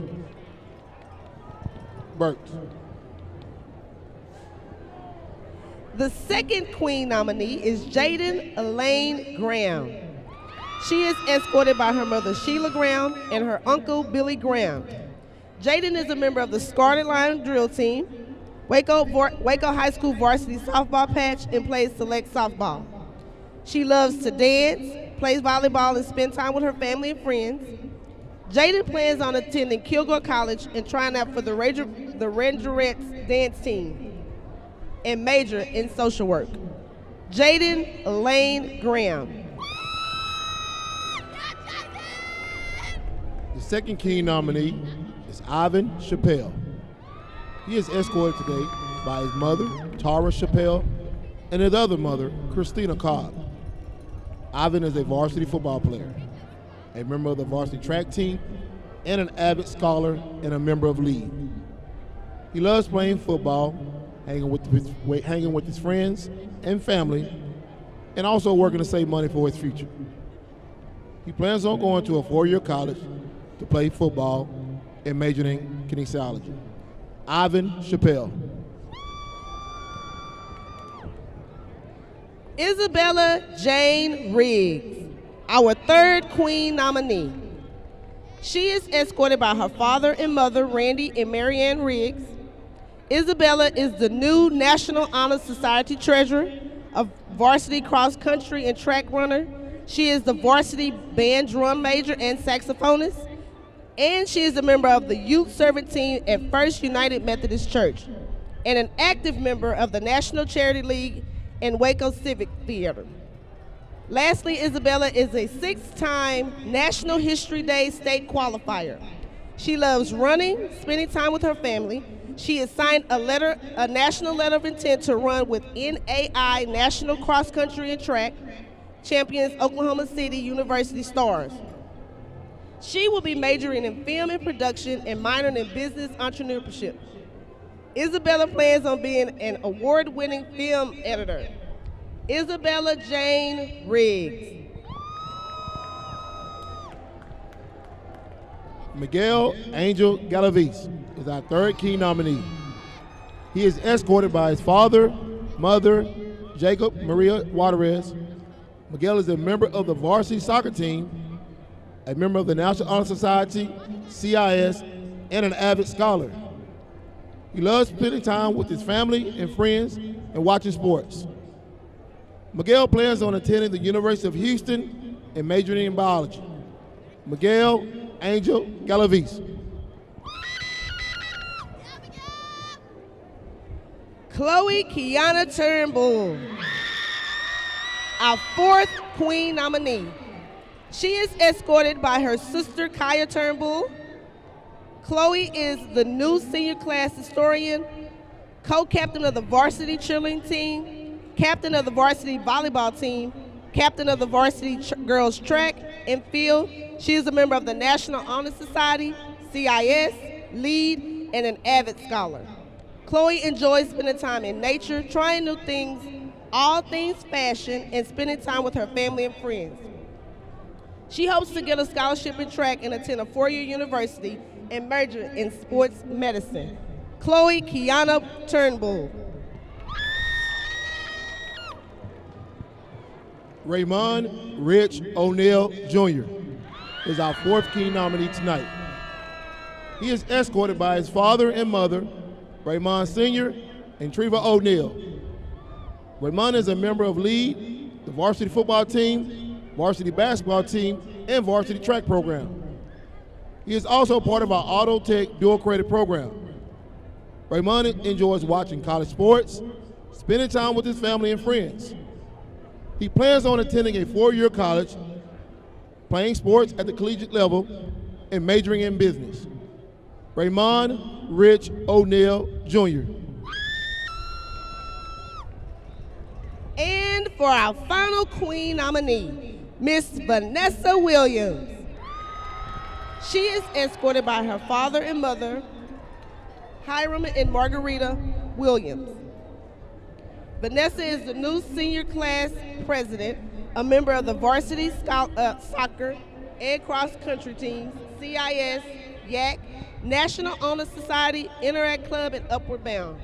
She is an athletic trainer and also a part of the Accelerate program. She will be graduating in May with an associate degree in the liberal arts from MCC. Vanessa loves dancing with her dad, going on walks with her dog, and spending time with her friends. She plans on continuing her education at Texas A&M University and majoring in biomedical science, and then attending veterinarian school. Miss Vanessa Williams. Our final King nominee tonight, Nate Reyna. He is escorted by his mother, Rebecca Chavez. Nate is a member of the varsity football team, LEAD, CIS, YAC, and an avid scholar.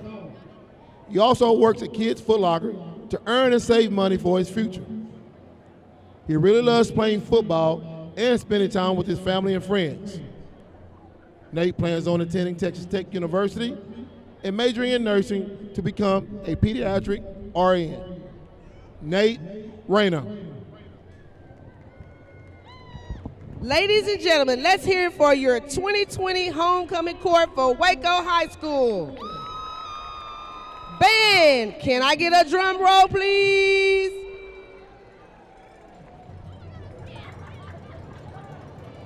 Our 2020 homecoming king is Raymond Rich O'Neill Jr.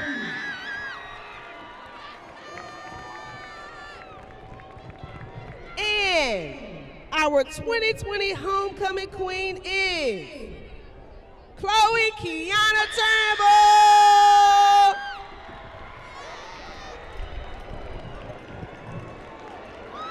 Congratulations to our 2020 homecoming king and queen, and congratulations to the entire court. Thank you.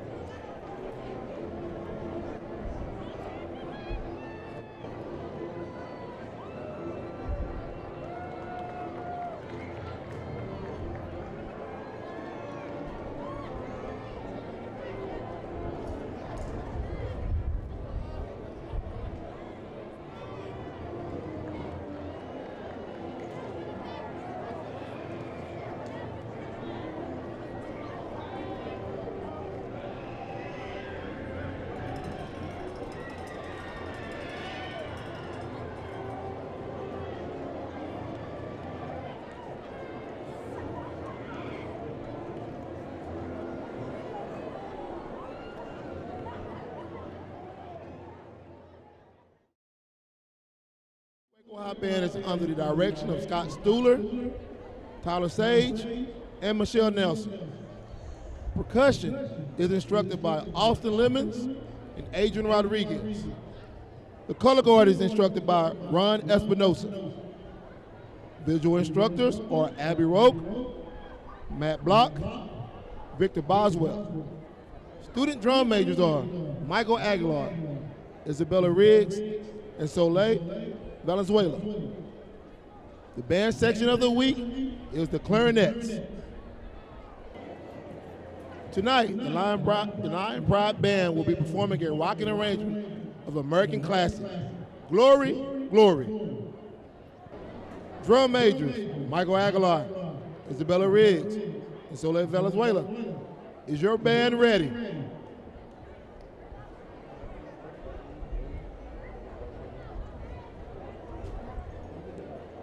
Lion Pride Band, take the field in performance.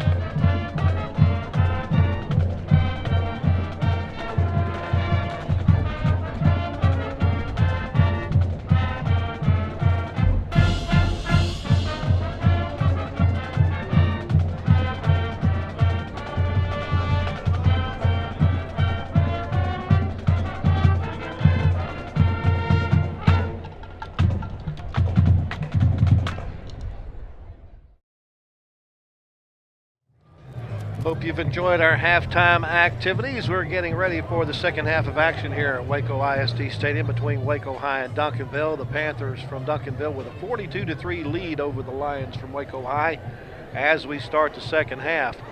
Basically, it's been a special teams type game as the special teams for Duncanville, especially their outstanding return man Roderick Daniels, has set up their offense for very short touchdown drives, while the Waco High return team has kept the Waco High offense pinned up against its own goal line, as the time of possession in the first half belongs to Waco High. They had the ball for 15 minutes and 32 seconds to just 8 minutes and 28 seconds for Duncanville in the first half.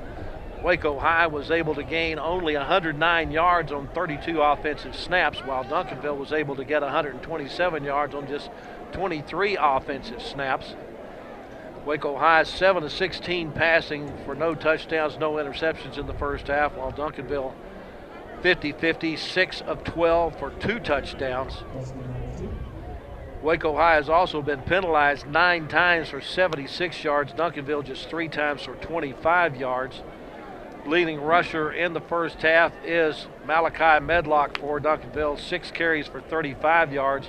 Waco High's leading rusher is Jalen Lester, but he has only 3 yards on 4 carries. Marion DeLeo has carried the ball 9 times for 4 yards.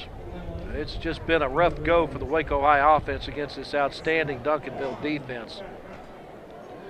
Jeremiah Bennett has caught 3 Waco High passes for 81 yards. He's their receiving leader, while Chris Hicks has caught 2 passes for 37 yards to lead the Duncanville receiving corps. He has a touchdown catch, and so does Suave Persley.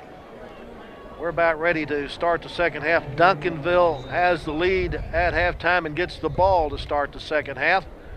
We are underway.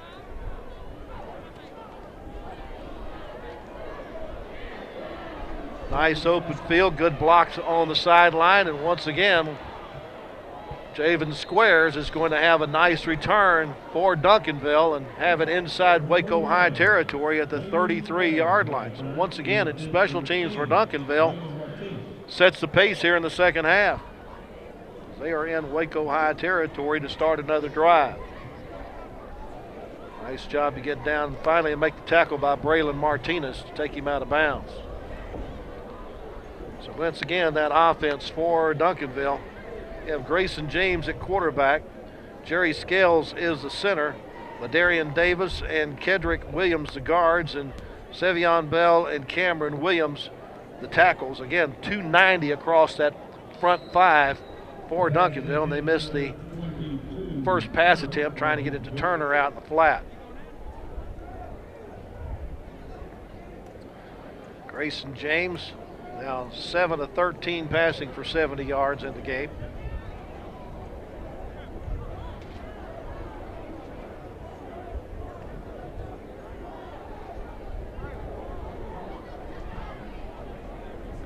Send Turner in motion. Hand it off to Malachi Medlock, and with a good spin move, he'll get about 3 yards up to the 30-yard line. It's up a 3rd and 7 at the Waco 30. Medlock now 7 carries for 38 yards, well below his per-game average.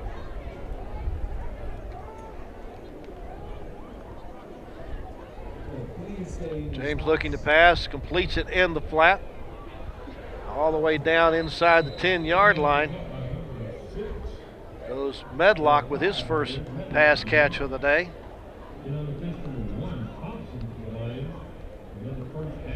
Mark it at the 9-yard line. Gain of 21 on that pass play to Medlock.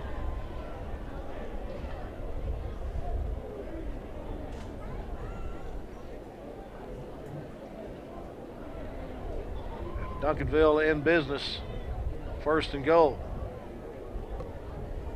Again, a pass across the middle. This one's knocked down. Getting a paw up to knock it down was Jamarcus Carperu from the defensive line, but there is a flag in the defensive backfield.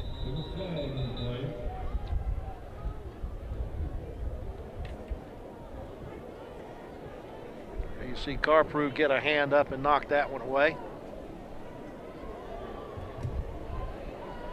Again, our officials out of the Waco chapter.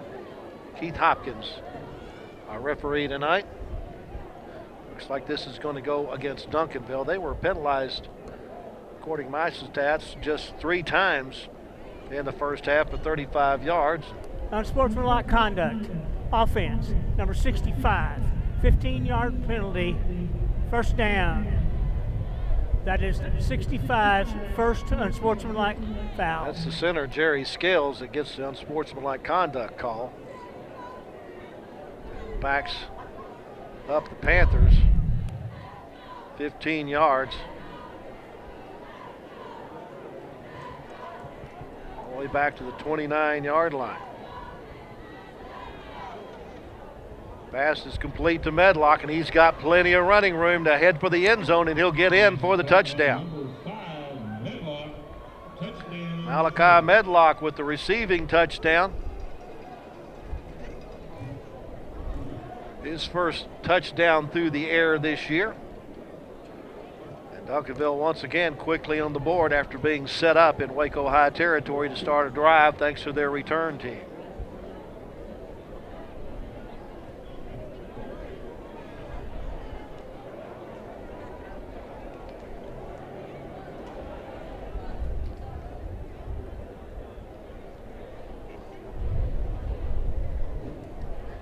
Eduardo Galvan has been perfect on the night with his extra points. Puts this one through. It makes it 49-3 in favor of Duncanville.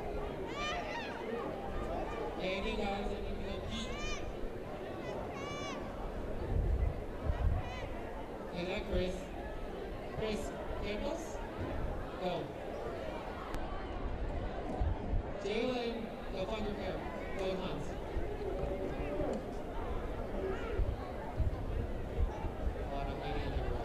A minute 27 is all it took Duncanville to cover the 33 yards in 4 plays. Get the touchdown to go up 49-3.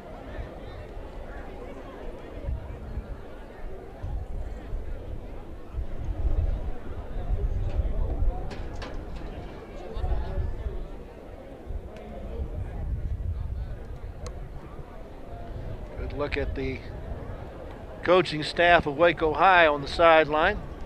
Notice that they're all dressed up warm, as we definitely got fall weather here in Waco for this contest. Game time temperature started at 52 degrees.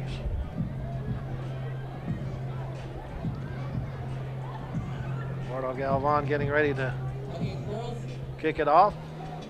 Laster and Ryan's back deep for the Lions.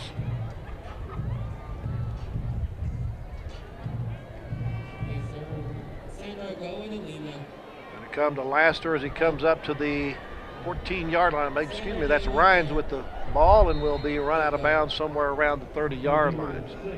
Jalen Ryan's with a decent return, gets Waco High some pretty good field position to start their first drive of the second half.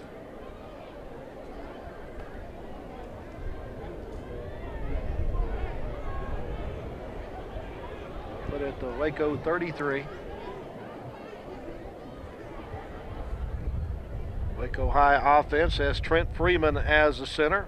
Octavian Sims and Joseph Kerley are the guards. The tackles Julian Watkins and Chris Stamper. Nate Reyna has gone the distance at quarterback. He'll have Jalen Laster in the backfield with him. Looking to pass in the flat to Raymond O'Neal, but a flag thrown before the snap, and that usually means a false start by Waco High. False start, offense, number 5.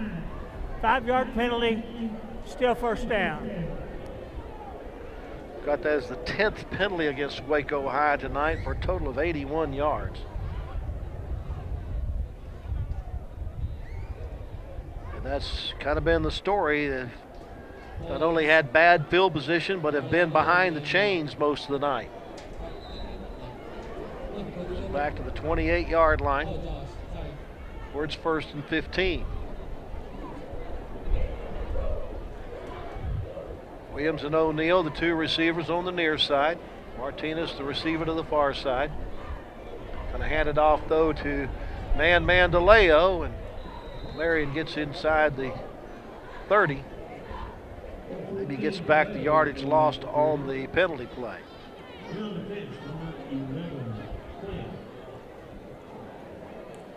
10th carry of the night for DeLeo. 4 yards out to the 32, using 8 yards on the night. Second down at 11. Rain at a pass, looks at O'Neal, will throw it to O'Neal in the flat and overthrows him.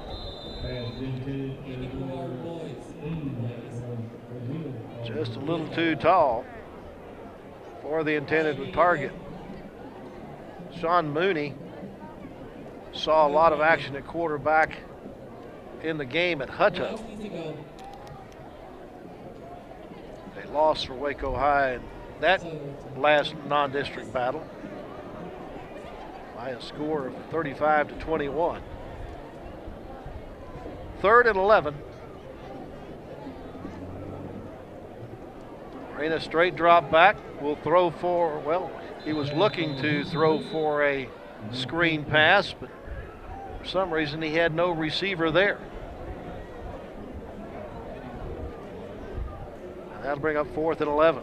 Not sure what happened to DeLeo, as he was the intended target there. He was nowhere in the vicinity of the pass. Apparently somebody knocked him off his pins before he could get to where he needed to go. So Abraham Lira back to punt. Keep your eyes on number 13, the return. Well, it's not going to be number 13 back there. He's done his work for the night. Punt's going to die at the 46-yard line as the return man, Lontrell Turner, will just let it fall in front of him. 9 minutes, 29 seconds left to go third quarter. And Duncanville has the ball for the second time in the half. Starting at their own 46-yard line.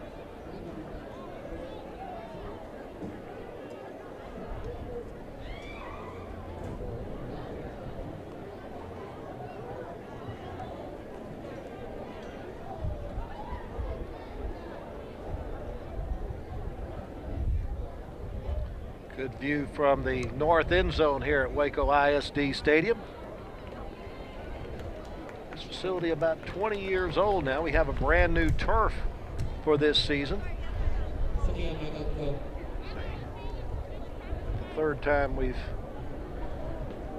second time we've replaced the turf. Junior Julian Estrada being attended to by the training staff for Waco High.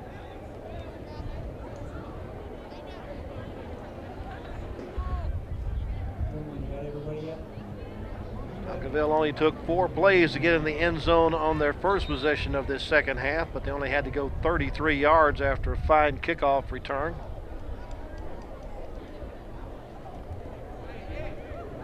They're on their side of the field right now at their own 46.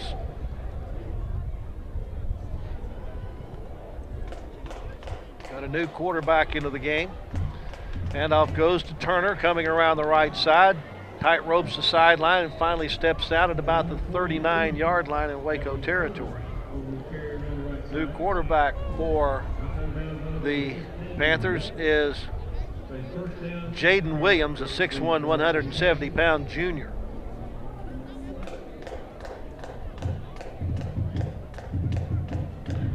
Turner picked up the first down on the 15-yard pickup down to the Waco 39.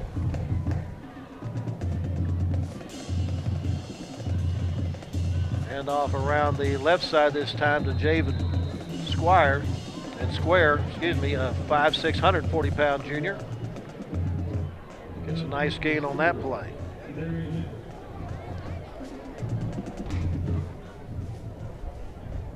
Takes it down to the Waco 36. 3-yard pickup, brings up a second down and 7.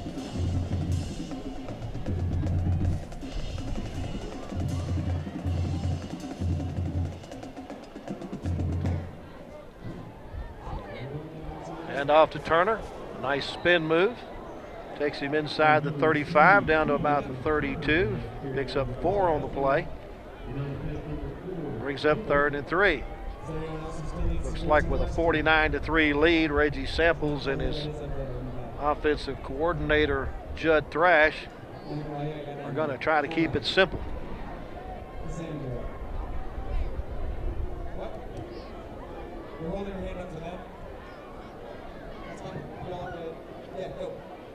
First series of downs for Williams to be a quarterback. He takes the high snap, able to get it down and hands it off to Square, but Square is going to be squared up by the front line of the Waco High defense and drop for a loss.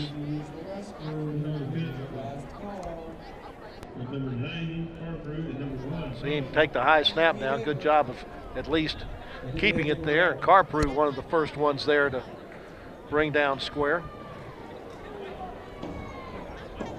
Moss is back to the 34, so it's -2. Brings up 4th down and 8. Duncanville's going to run some clock before they send in a play.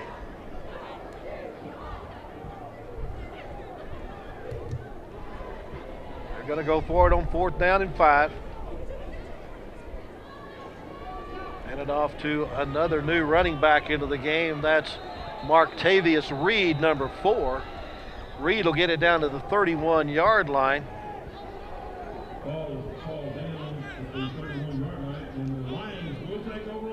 A pickup of 3, but it's not enough for the first down, as Waco High holds on downs and will take over the football with 7:12 to go in the 3rd quarter, trailing 49-3.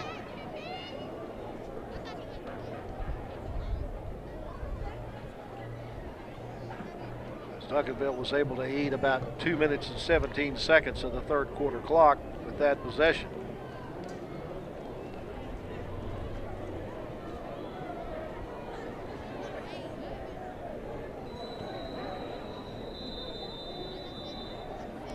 Timeout, Waco High. Waco First High time out of the half.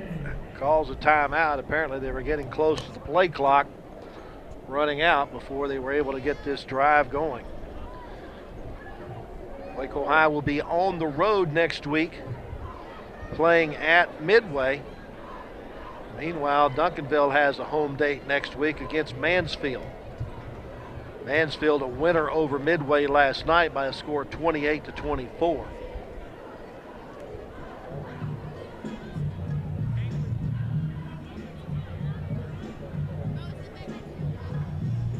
And again, this is the first week of district action in District 11 6A.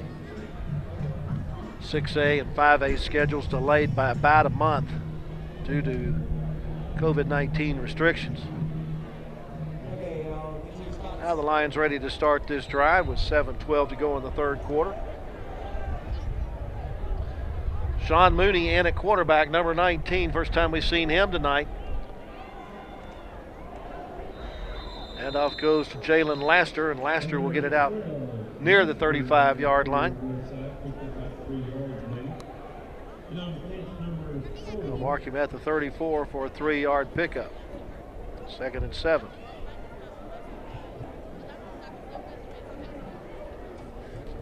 Just the 5th carry of the night for Laster for 6 yards. Came into the game as the Lions' leading rusher with 131 yards on 33 carries and 2 touchdowns. Pass in the flat to O'Neal. O'Neal once again able to slide that first tackler. Will be taken down at the 34-yard line for no gain. 3rd and 7. First pass for Mooney goes for nothing, but at least it is a completion. Well, they're going to give him 1 yard to the 35. Pardon me.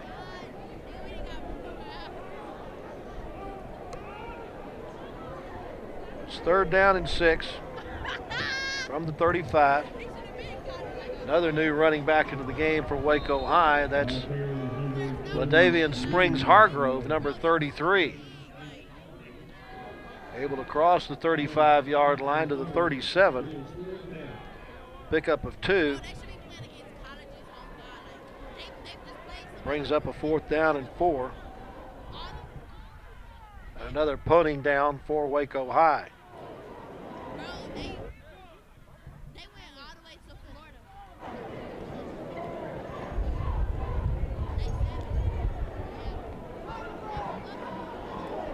And it'll be Turner deep for Duncanville. Waco needing to get one more man on the field for the punt team. And does Waco call a timeout before the play clock Delay runs? game. Nope. Offense. Take the delay of 5-yard game penalty. Still 4th down.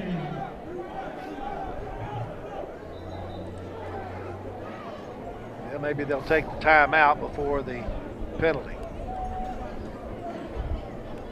Timeout, Waco High. No, apparently they did not call the timeout before Second timeout of the half. the penalty, so it'll be marked back at the 32-yard line. We'd like to recognize Waco High School adopted school partner, 23-21. Waco High has now been penalized 11 times for 86 yards. Rick May Honda, leadership, education, and development. Duncanville, meanwhile, has only been penalized 4 times for 50 yards, but 3 of their 4 have been 15-yard variety. Waco High huddled up on the near sideline. The entire team there. The head coach, Kwame Cavell, in the middle.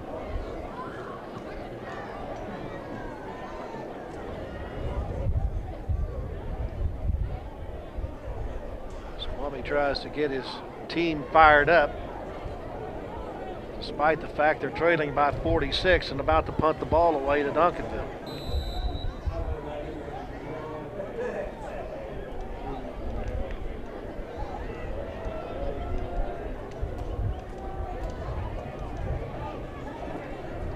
Abraham Lira back to punt the football. It's a good snap.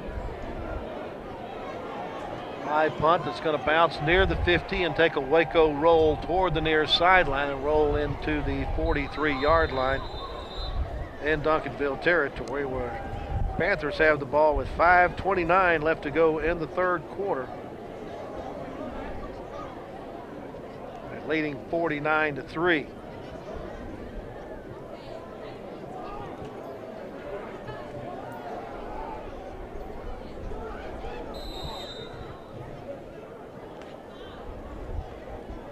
Okay, make your way to your spot so we can do an announcement.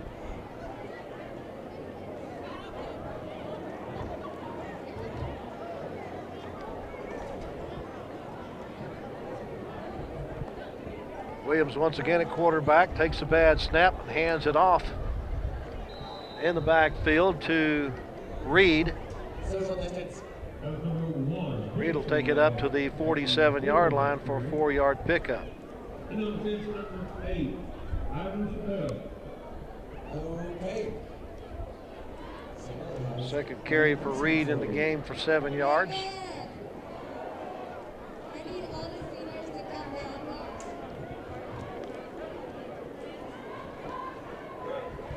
Williams again hands off to Reed. Reed trying to get over the left side is upended this time. There quickly for Waco High sophomore Darren Paul, number 88. Paul kind of undermined him there and dropped him back at the 46 for a 1-yard loss. 3rd and 7.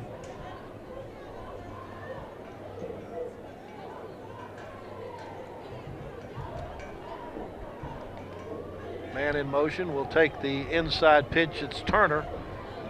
Turner will be corralled. Carprew was there along with several other Lions, including Ivan Chappelle. And finally, Turner falls to the turf under the weight of a lot of red shirts. Actually, that's a forward pass to Turner. That's number 22, Turner on that carry. And on the pitch But the ball will be marked at the 44 for a 2-yard loss. Brings up 4th down and 9.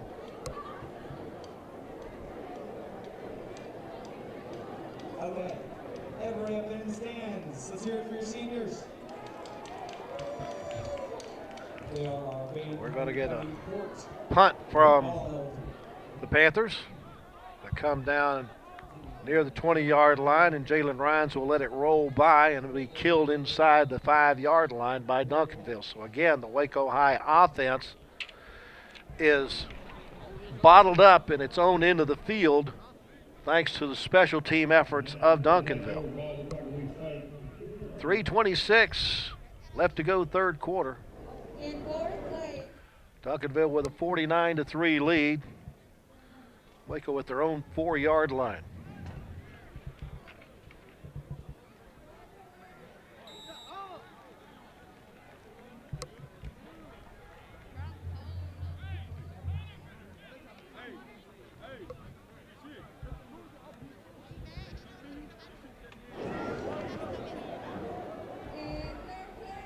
Once again, it'll be Sean Mooney guiding the offense from quarterback for Waco High.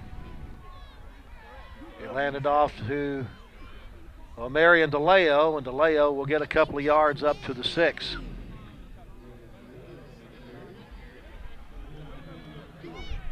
Been tough sledding for DeLeo and Lester. For DeLeo, that's his 11th carry for 10 yards. Lester's carried 5 times for 6 yards. Just not a whole lot of running room given up by this defense. Again on the handoff. Second carry of the night for Springs Hargrove.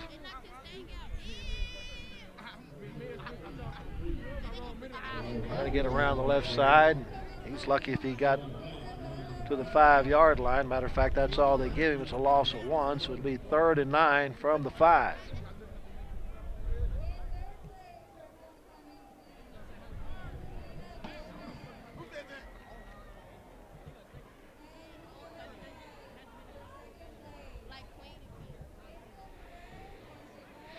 Six seconds left on the play clock as they finally get the play to the quarterback. He's able to get the snap, but unable to get the pass off. But looks like Duncanville's going to be called for interference here as Cyrus Moore was all over the intended receiver, Xavier Williams, and Waco High will get a new set of downs.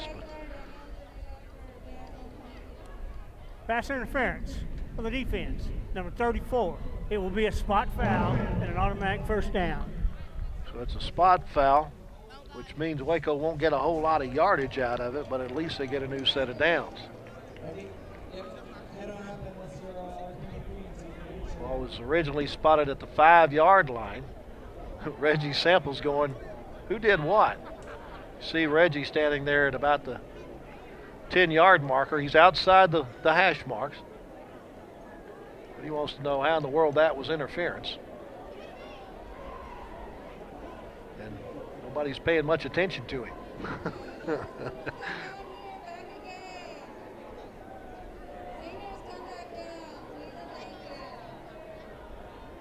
Keith Hopkins explained something to him, and Reggie says, I'm not sure that that's the way it is, but the interference happened at the 5-yard line. So they get a new set of downs, but they get no yardage out of it.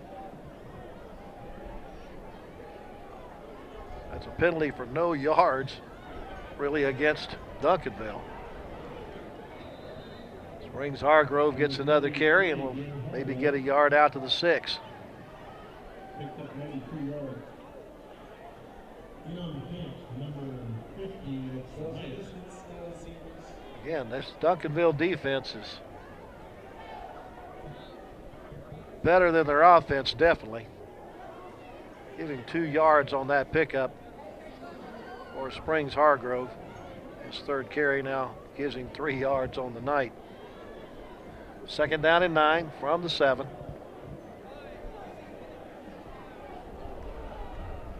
Handoff goes to man. And a nice job by DeLeo to lower his shoulder and get some extra yards out of that one.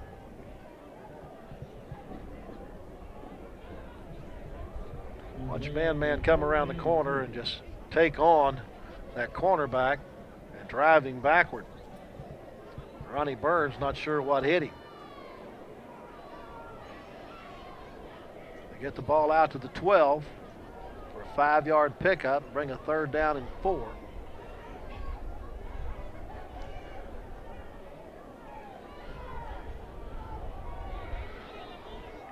Mooney from pressure able to run it out to the 17-yard line and has picked up the first down for Waco High. On the carry, picking up enough for a first down for the Lions. First carry of the night for Mooney. Number 4.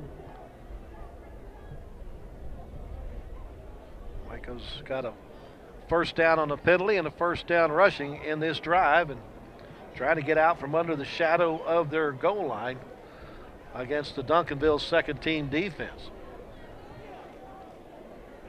Mooney drops back, will throw into the flat and completes it out inside the 35 to Martinez. Martinez has some running room. Down the sideline he goes and into Duncanville territory down inside the 35. Braylon Martinez gets open along the sideline. Mooney puts it right in his hands. Takes it down to the 33 in Duncanville territory.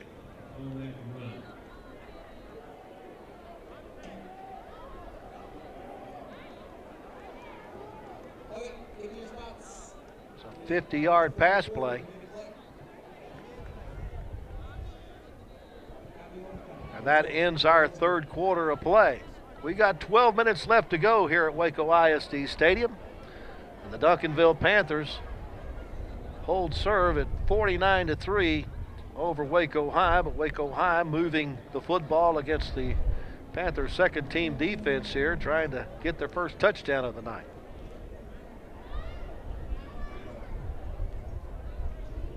Mooney in the passing department 2 for 2 now for 51 yards. Martinez catching his second pass of the night for 64. Jeremiah Bennett has caught 3 passes for 81 yards. Of course, one of those was the 78-yarder that set up Waco High's field goal back in the first half.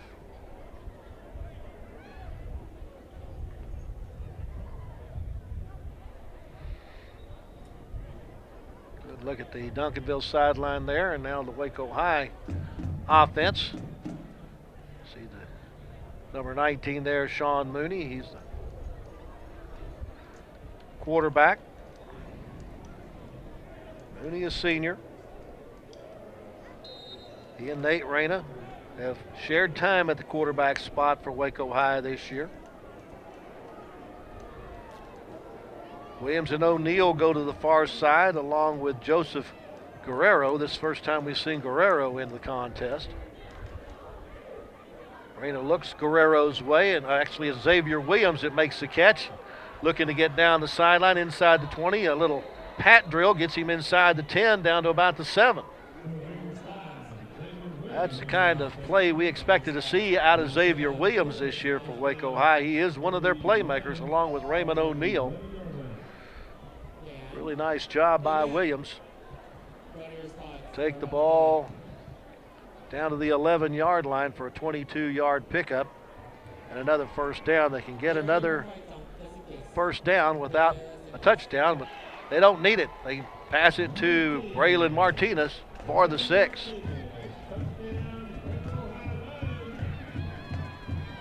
Just a quick end pattern by Martinez to get the 6.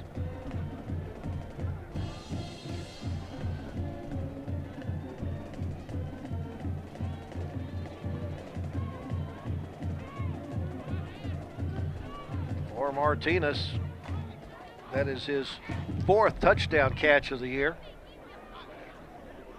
Abraham Lira on to try to add on the extra point out of the hold of Nate Reyna.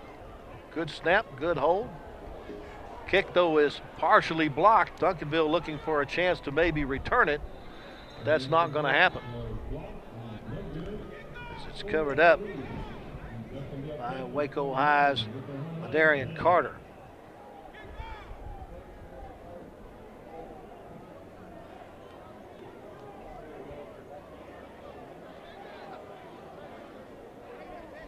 So Waco High finally gets a touchdown early here in the second quarter. 11:22 left in the game. On that nice slant pattern with an excellent throw from Mooney to Martinez.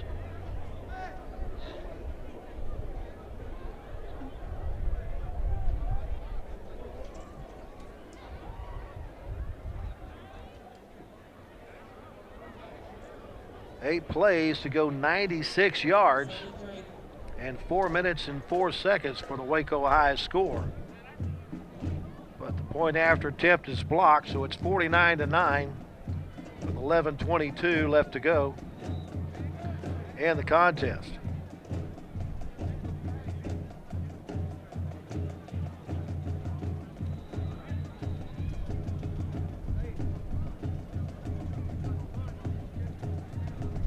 Picked up 4 first downs in the process of that drive.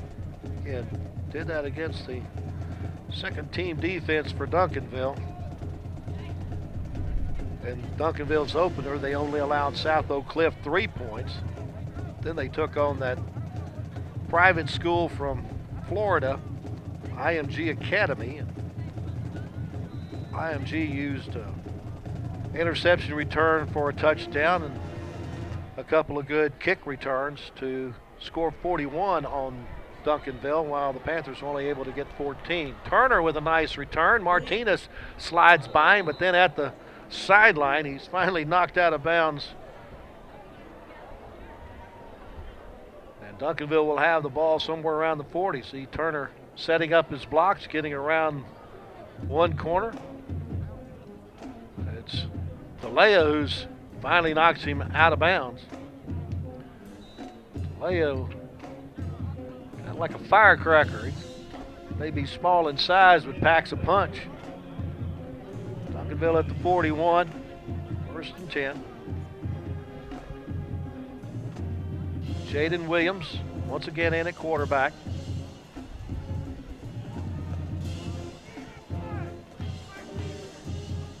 Hands the ball off. Square will take it to the 45-yard line, and Waco's into the field before he's thrown out of bounds by Cameron Ancher.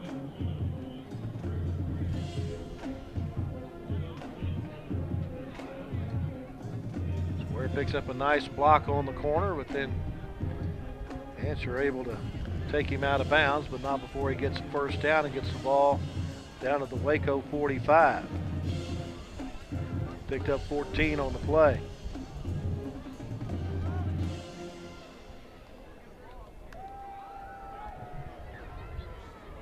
Williams to pass for the first time, gets out from under the rush. Will be forced out of bounds at the 41-yard line, but there's also a flag thrown where the tackle's made.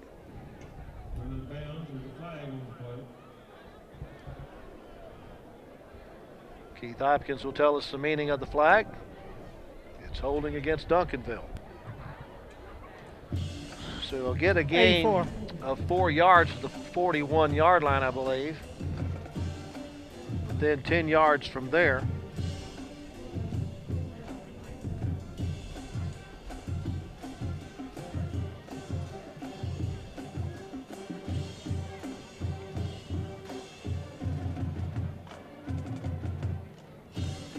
Holding. Offense. Number 84. 10-yard penalty. 2nd down.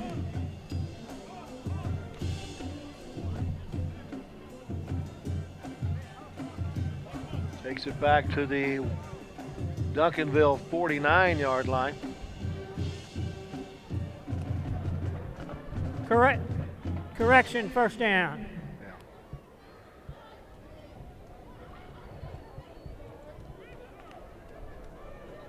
1st and 16. Handoff goes to Square. Breaks it inside and has some running room there. Slides through several tackles. Does he have butter on those pants? Because Waco High can't seem to hold on to him. He'll cut back inside and finally get caught from behind. A nice job to chase him down. Cameron Ancher not giving up on the play, and finally brings down Square somewhere around the 10-yard line.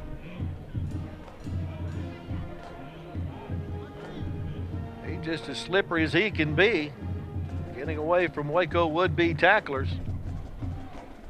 Finally slowed down for a moment there and allowed answer to catch up with him. Getting downfield to slow him down was Adrane Brock. But it's all the way down to the Waco 9, where it's 1st and goal. Square has the ball again. Once again, tough running will take him down to the 5-yard line. The football is loose, but they say he was down.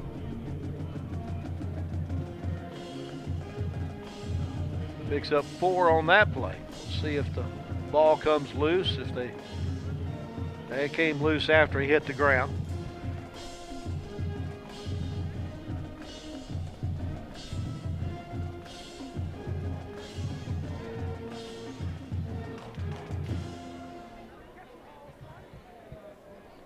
From the 5,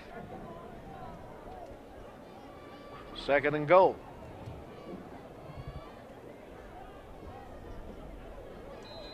It's Chris Hicks this time with the football, and I don't think he got into the end zone. I think they're going to mark him at the 1. Hicks already has a rushing touchdown today for the Panthers. And he's going to be just shy of the goal at the 1. Pick up a 4 on the play for Hicks. Scored from 3 yards out earlier in the game.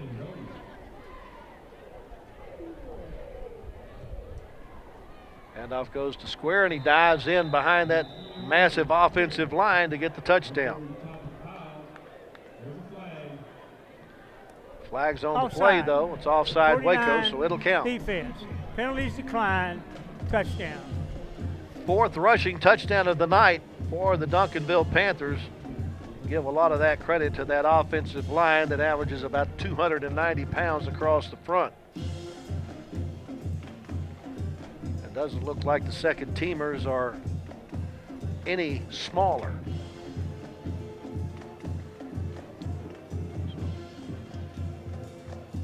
Hicks, Square, each have a touchdown rushing. Medlock has 2 touchdowns rushing. Galvan has been perfect in extra points tonight. Makes it 56-9 with 8:03 left to go in the game.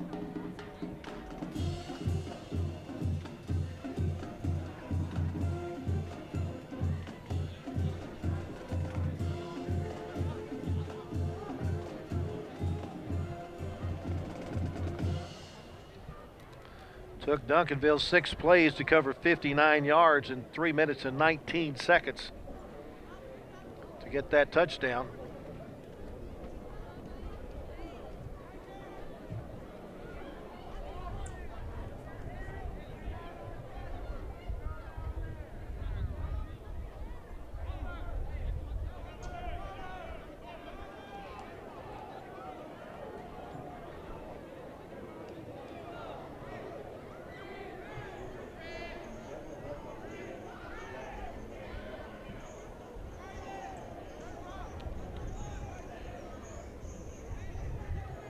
Panthers have scored on 6 of 11 offensive possessions tonight.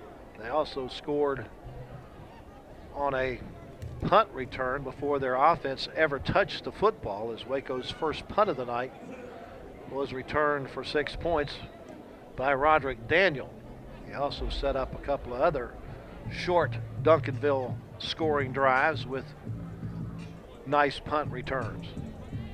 We haven't seen him much here in the second half. He's over there resting.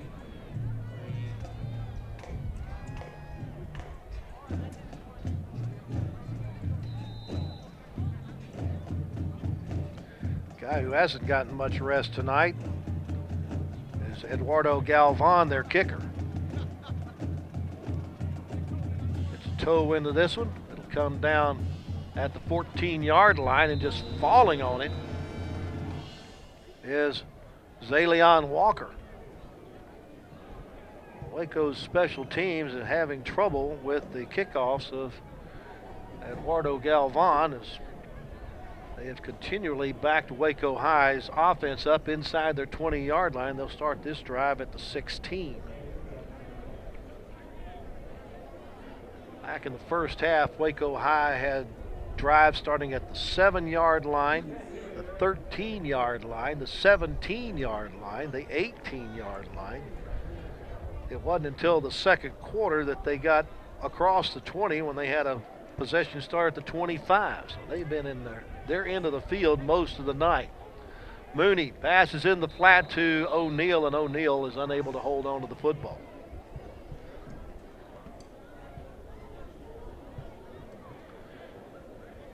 Hit him right in the breadbasket, but he tried to catch it with the arms instead of the hands, and that'll always slide through. That is the first incompletion for Mooney, who's come into the game here in the second half. He's 4 of 5 for 73 yards and a touchdown. That has been against Duncanville's second unit defense. Again, he's back to pass, throws across the middle. This is caught on a nice catch across the middle by Joseph Guerrero. Guerrero suffers the slings and arrows of coming across the middle.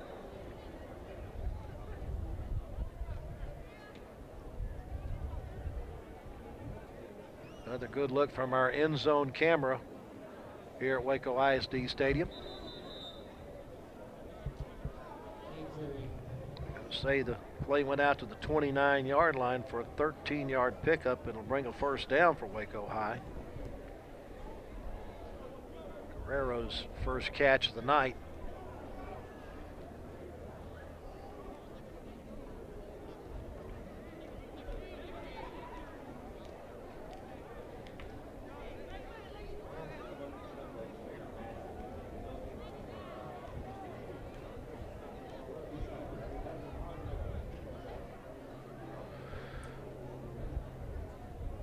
Guerrero coming into tonight had caught 3 passes for 35 yards, still looking for his first receiving touchdown of the year.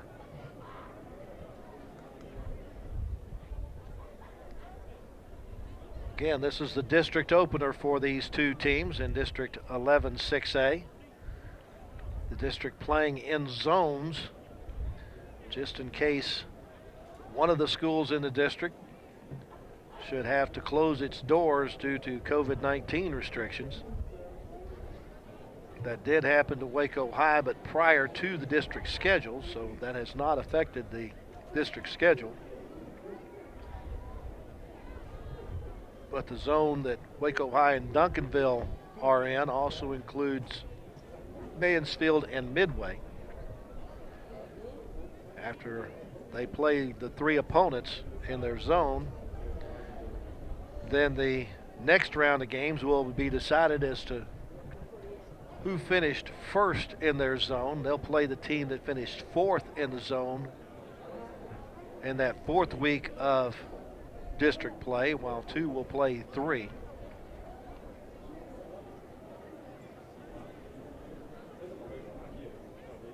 And then after that, it just depends on how they'll play it out. If there's no okay. Tell you what, let's take a timeout. You're watching Waco High football on Waco ISD TV. Back after this.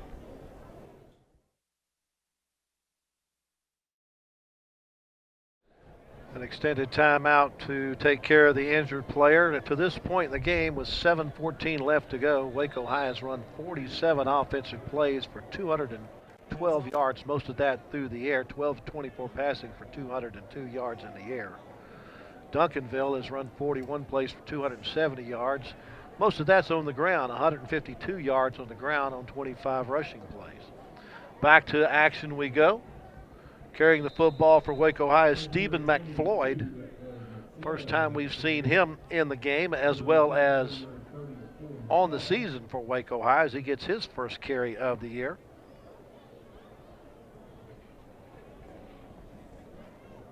Got it up to the 29-yard line for no gain, brings up 2nd down and 10.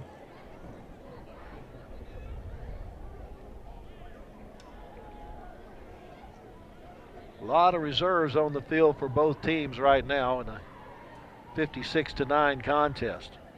Play clock is run to 0, but no flags thrown. Mooney throws in the flat. It's complete and in and out of the hands.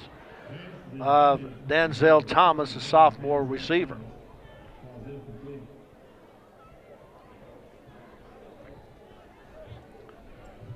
Thomas had it go right through the breadbasket.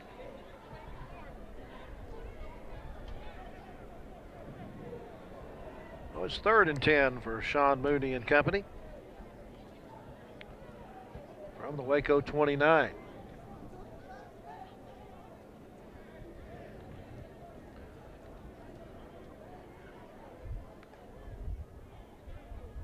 Take the handoff. Mooney looking to pass is going to get sandwiched. Taken down by Duncanville's William Glenn and Kristen Whitfield as he tried to run up in the pocket, but there was no pocket there.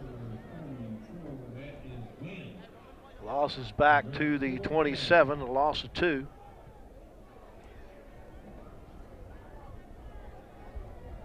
And brings on the punting unit.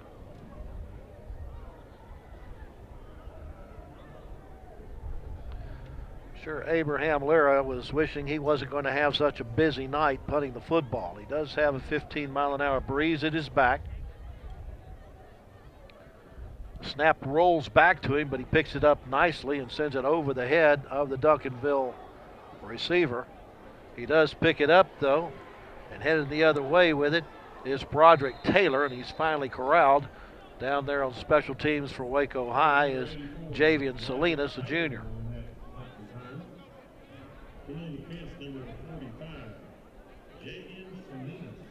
Salinas finally able to haul him down.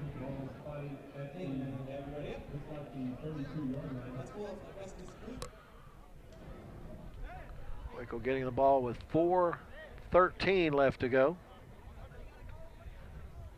Or excuse me, Duncanville getting the ball. They have it at the Duncanville 32-yard line.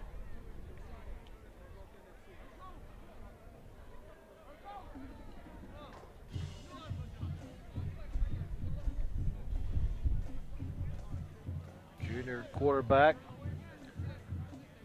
Jaden Williams hands the ball off. Nice running room and a couple of nice moves there by Square, and finally goes down at the 40 after an 8-yard pickup.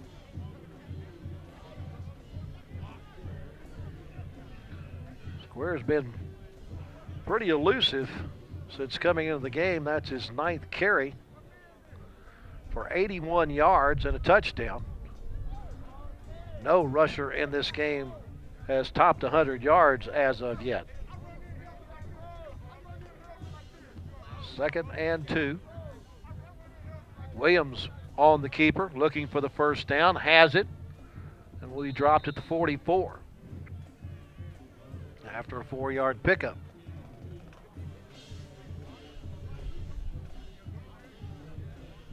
His 2nd carry for 8 yards.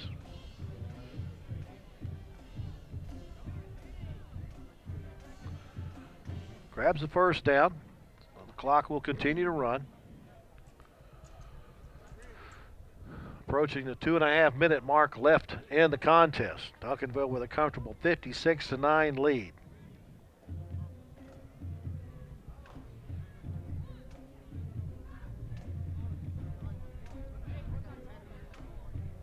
Play clock is not running, but the game clock is. Duncanville takes just as much time as they want to. They hand it off to Square. Couple of juke moves, gets him across the 50, and now he'll get the first down to the 45 in Waco High territory. Picks up 11 yards on the play.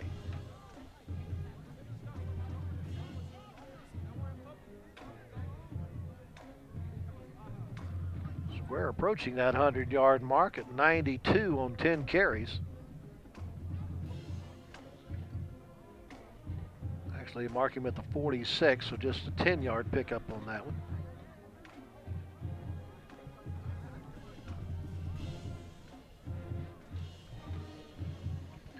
Duncanville looking just to run out the clock here at Waco ISD Stadium and go away with an opening victory in district competition. Williams finds some running room around the left side. He's going to stay in bounds when he's brought down at the 18-yard line. Got a little pushing and shoving back upfield. That's taken care of very quickly.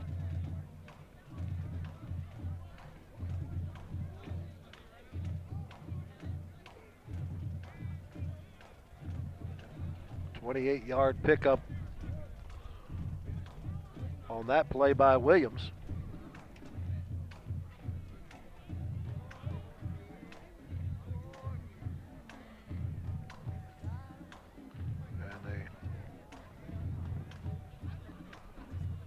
Again, the play clock is not running. Duncanville really doesn't have to run another play if they don't want to, as the game clock is down to 25. I suspect maybe one of the officials on the field is keeping the clock, but now Duncanville is saying we don't have to snap the ball, and we're not going to, and that's going to be the end of the ball game. So our final score in the first district game of the year for Waco High and Duncanville is Duncanville 56 and Waco High 9. I'd like to thank our crew from Waco ISD TV who has helped bring you the pictures and accounts of this game. Our field camera, manned by Jesse Maldonado and little Jesse Maldonado. Our press box camera, taken care of by Talrail McSpadden. Will McBurney on audio, Leslie Ugaldi on replay, Justin Sanchez, our director, and our executive producer is Jesse Pateo. Our final score again is Duncanville 56 and Waco High 9. We'll leave you with words of wisdom from the coach, Butch Henry, to greet every living creature you meet with a smile. Good night.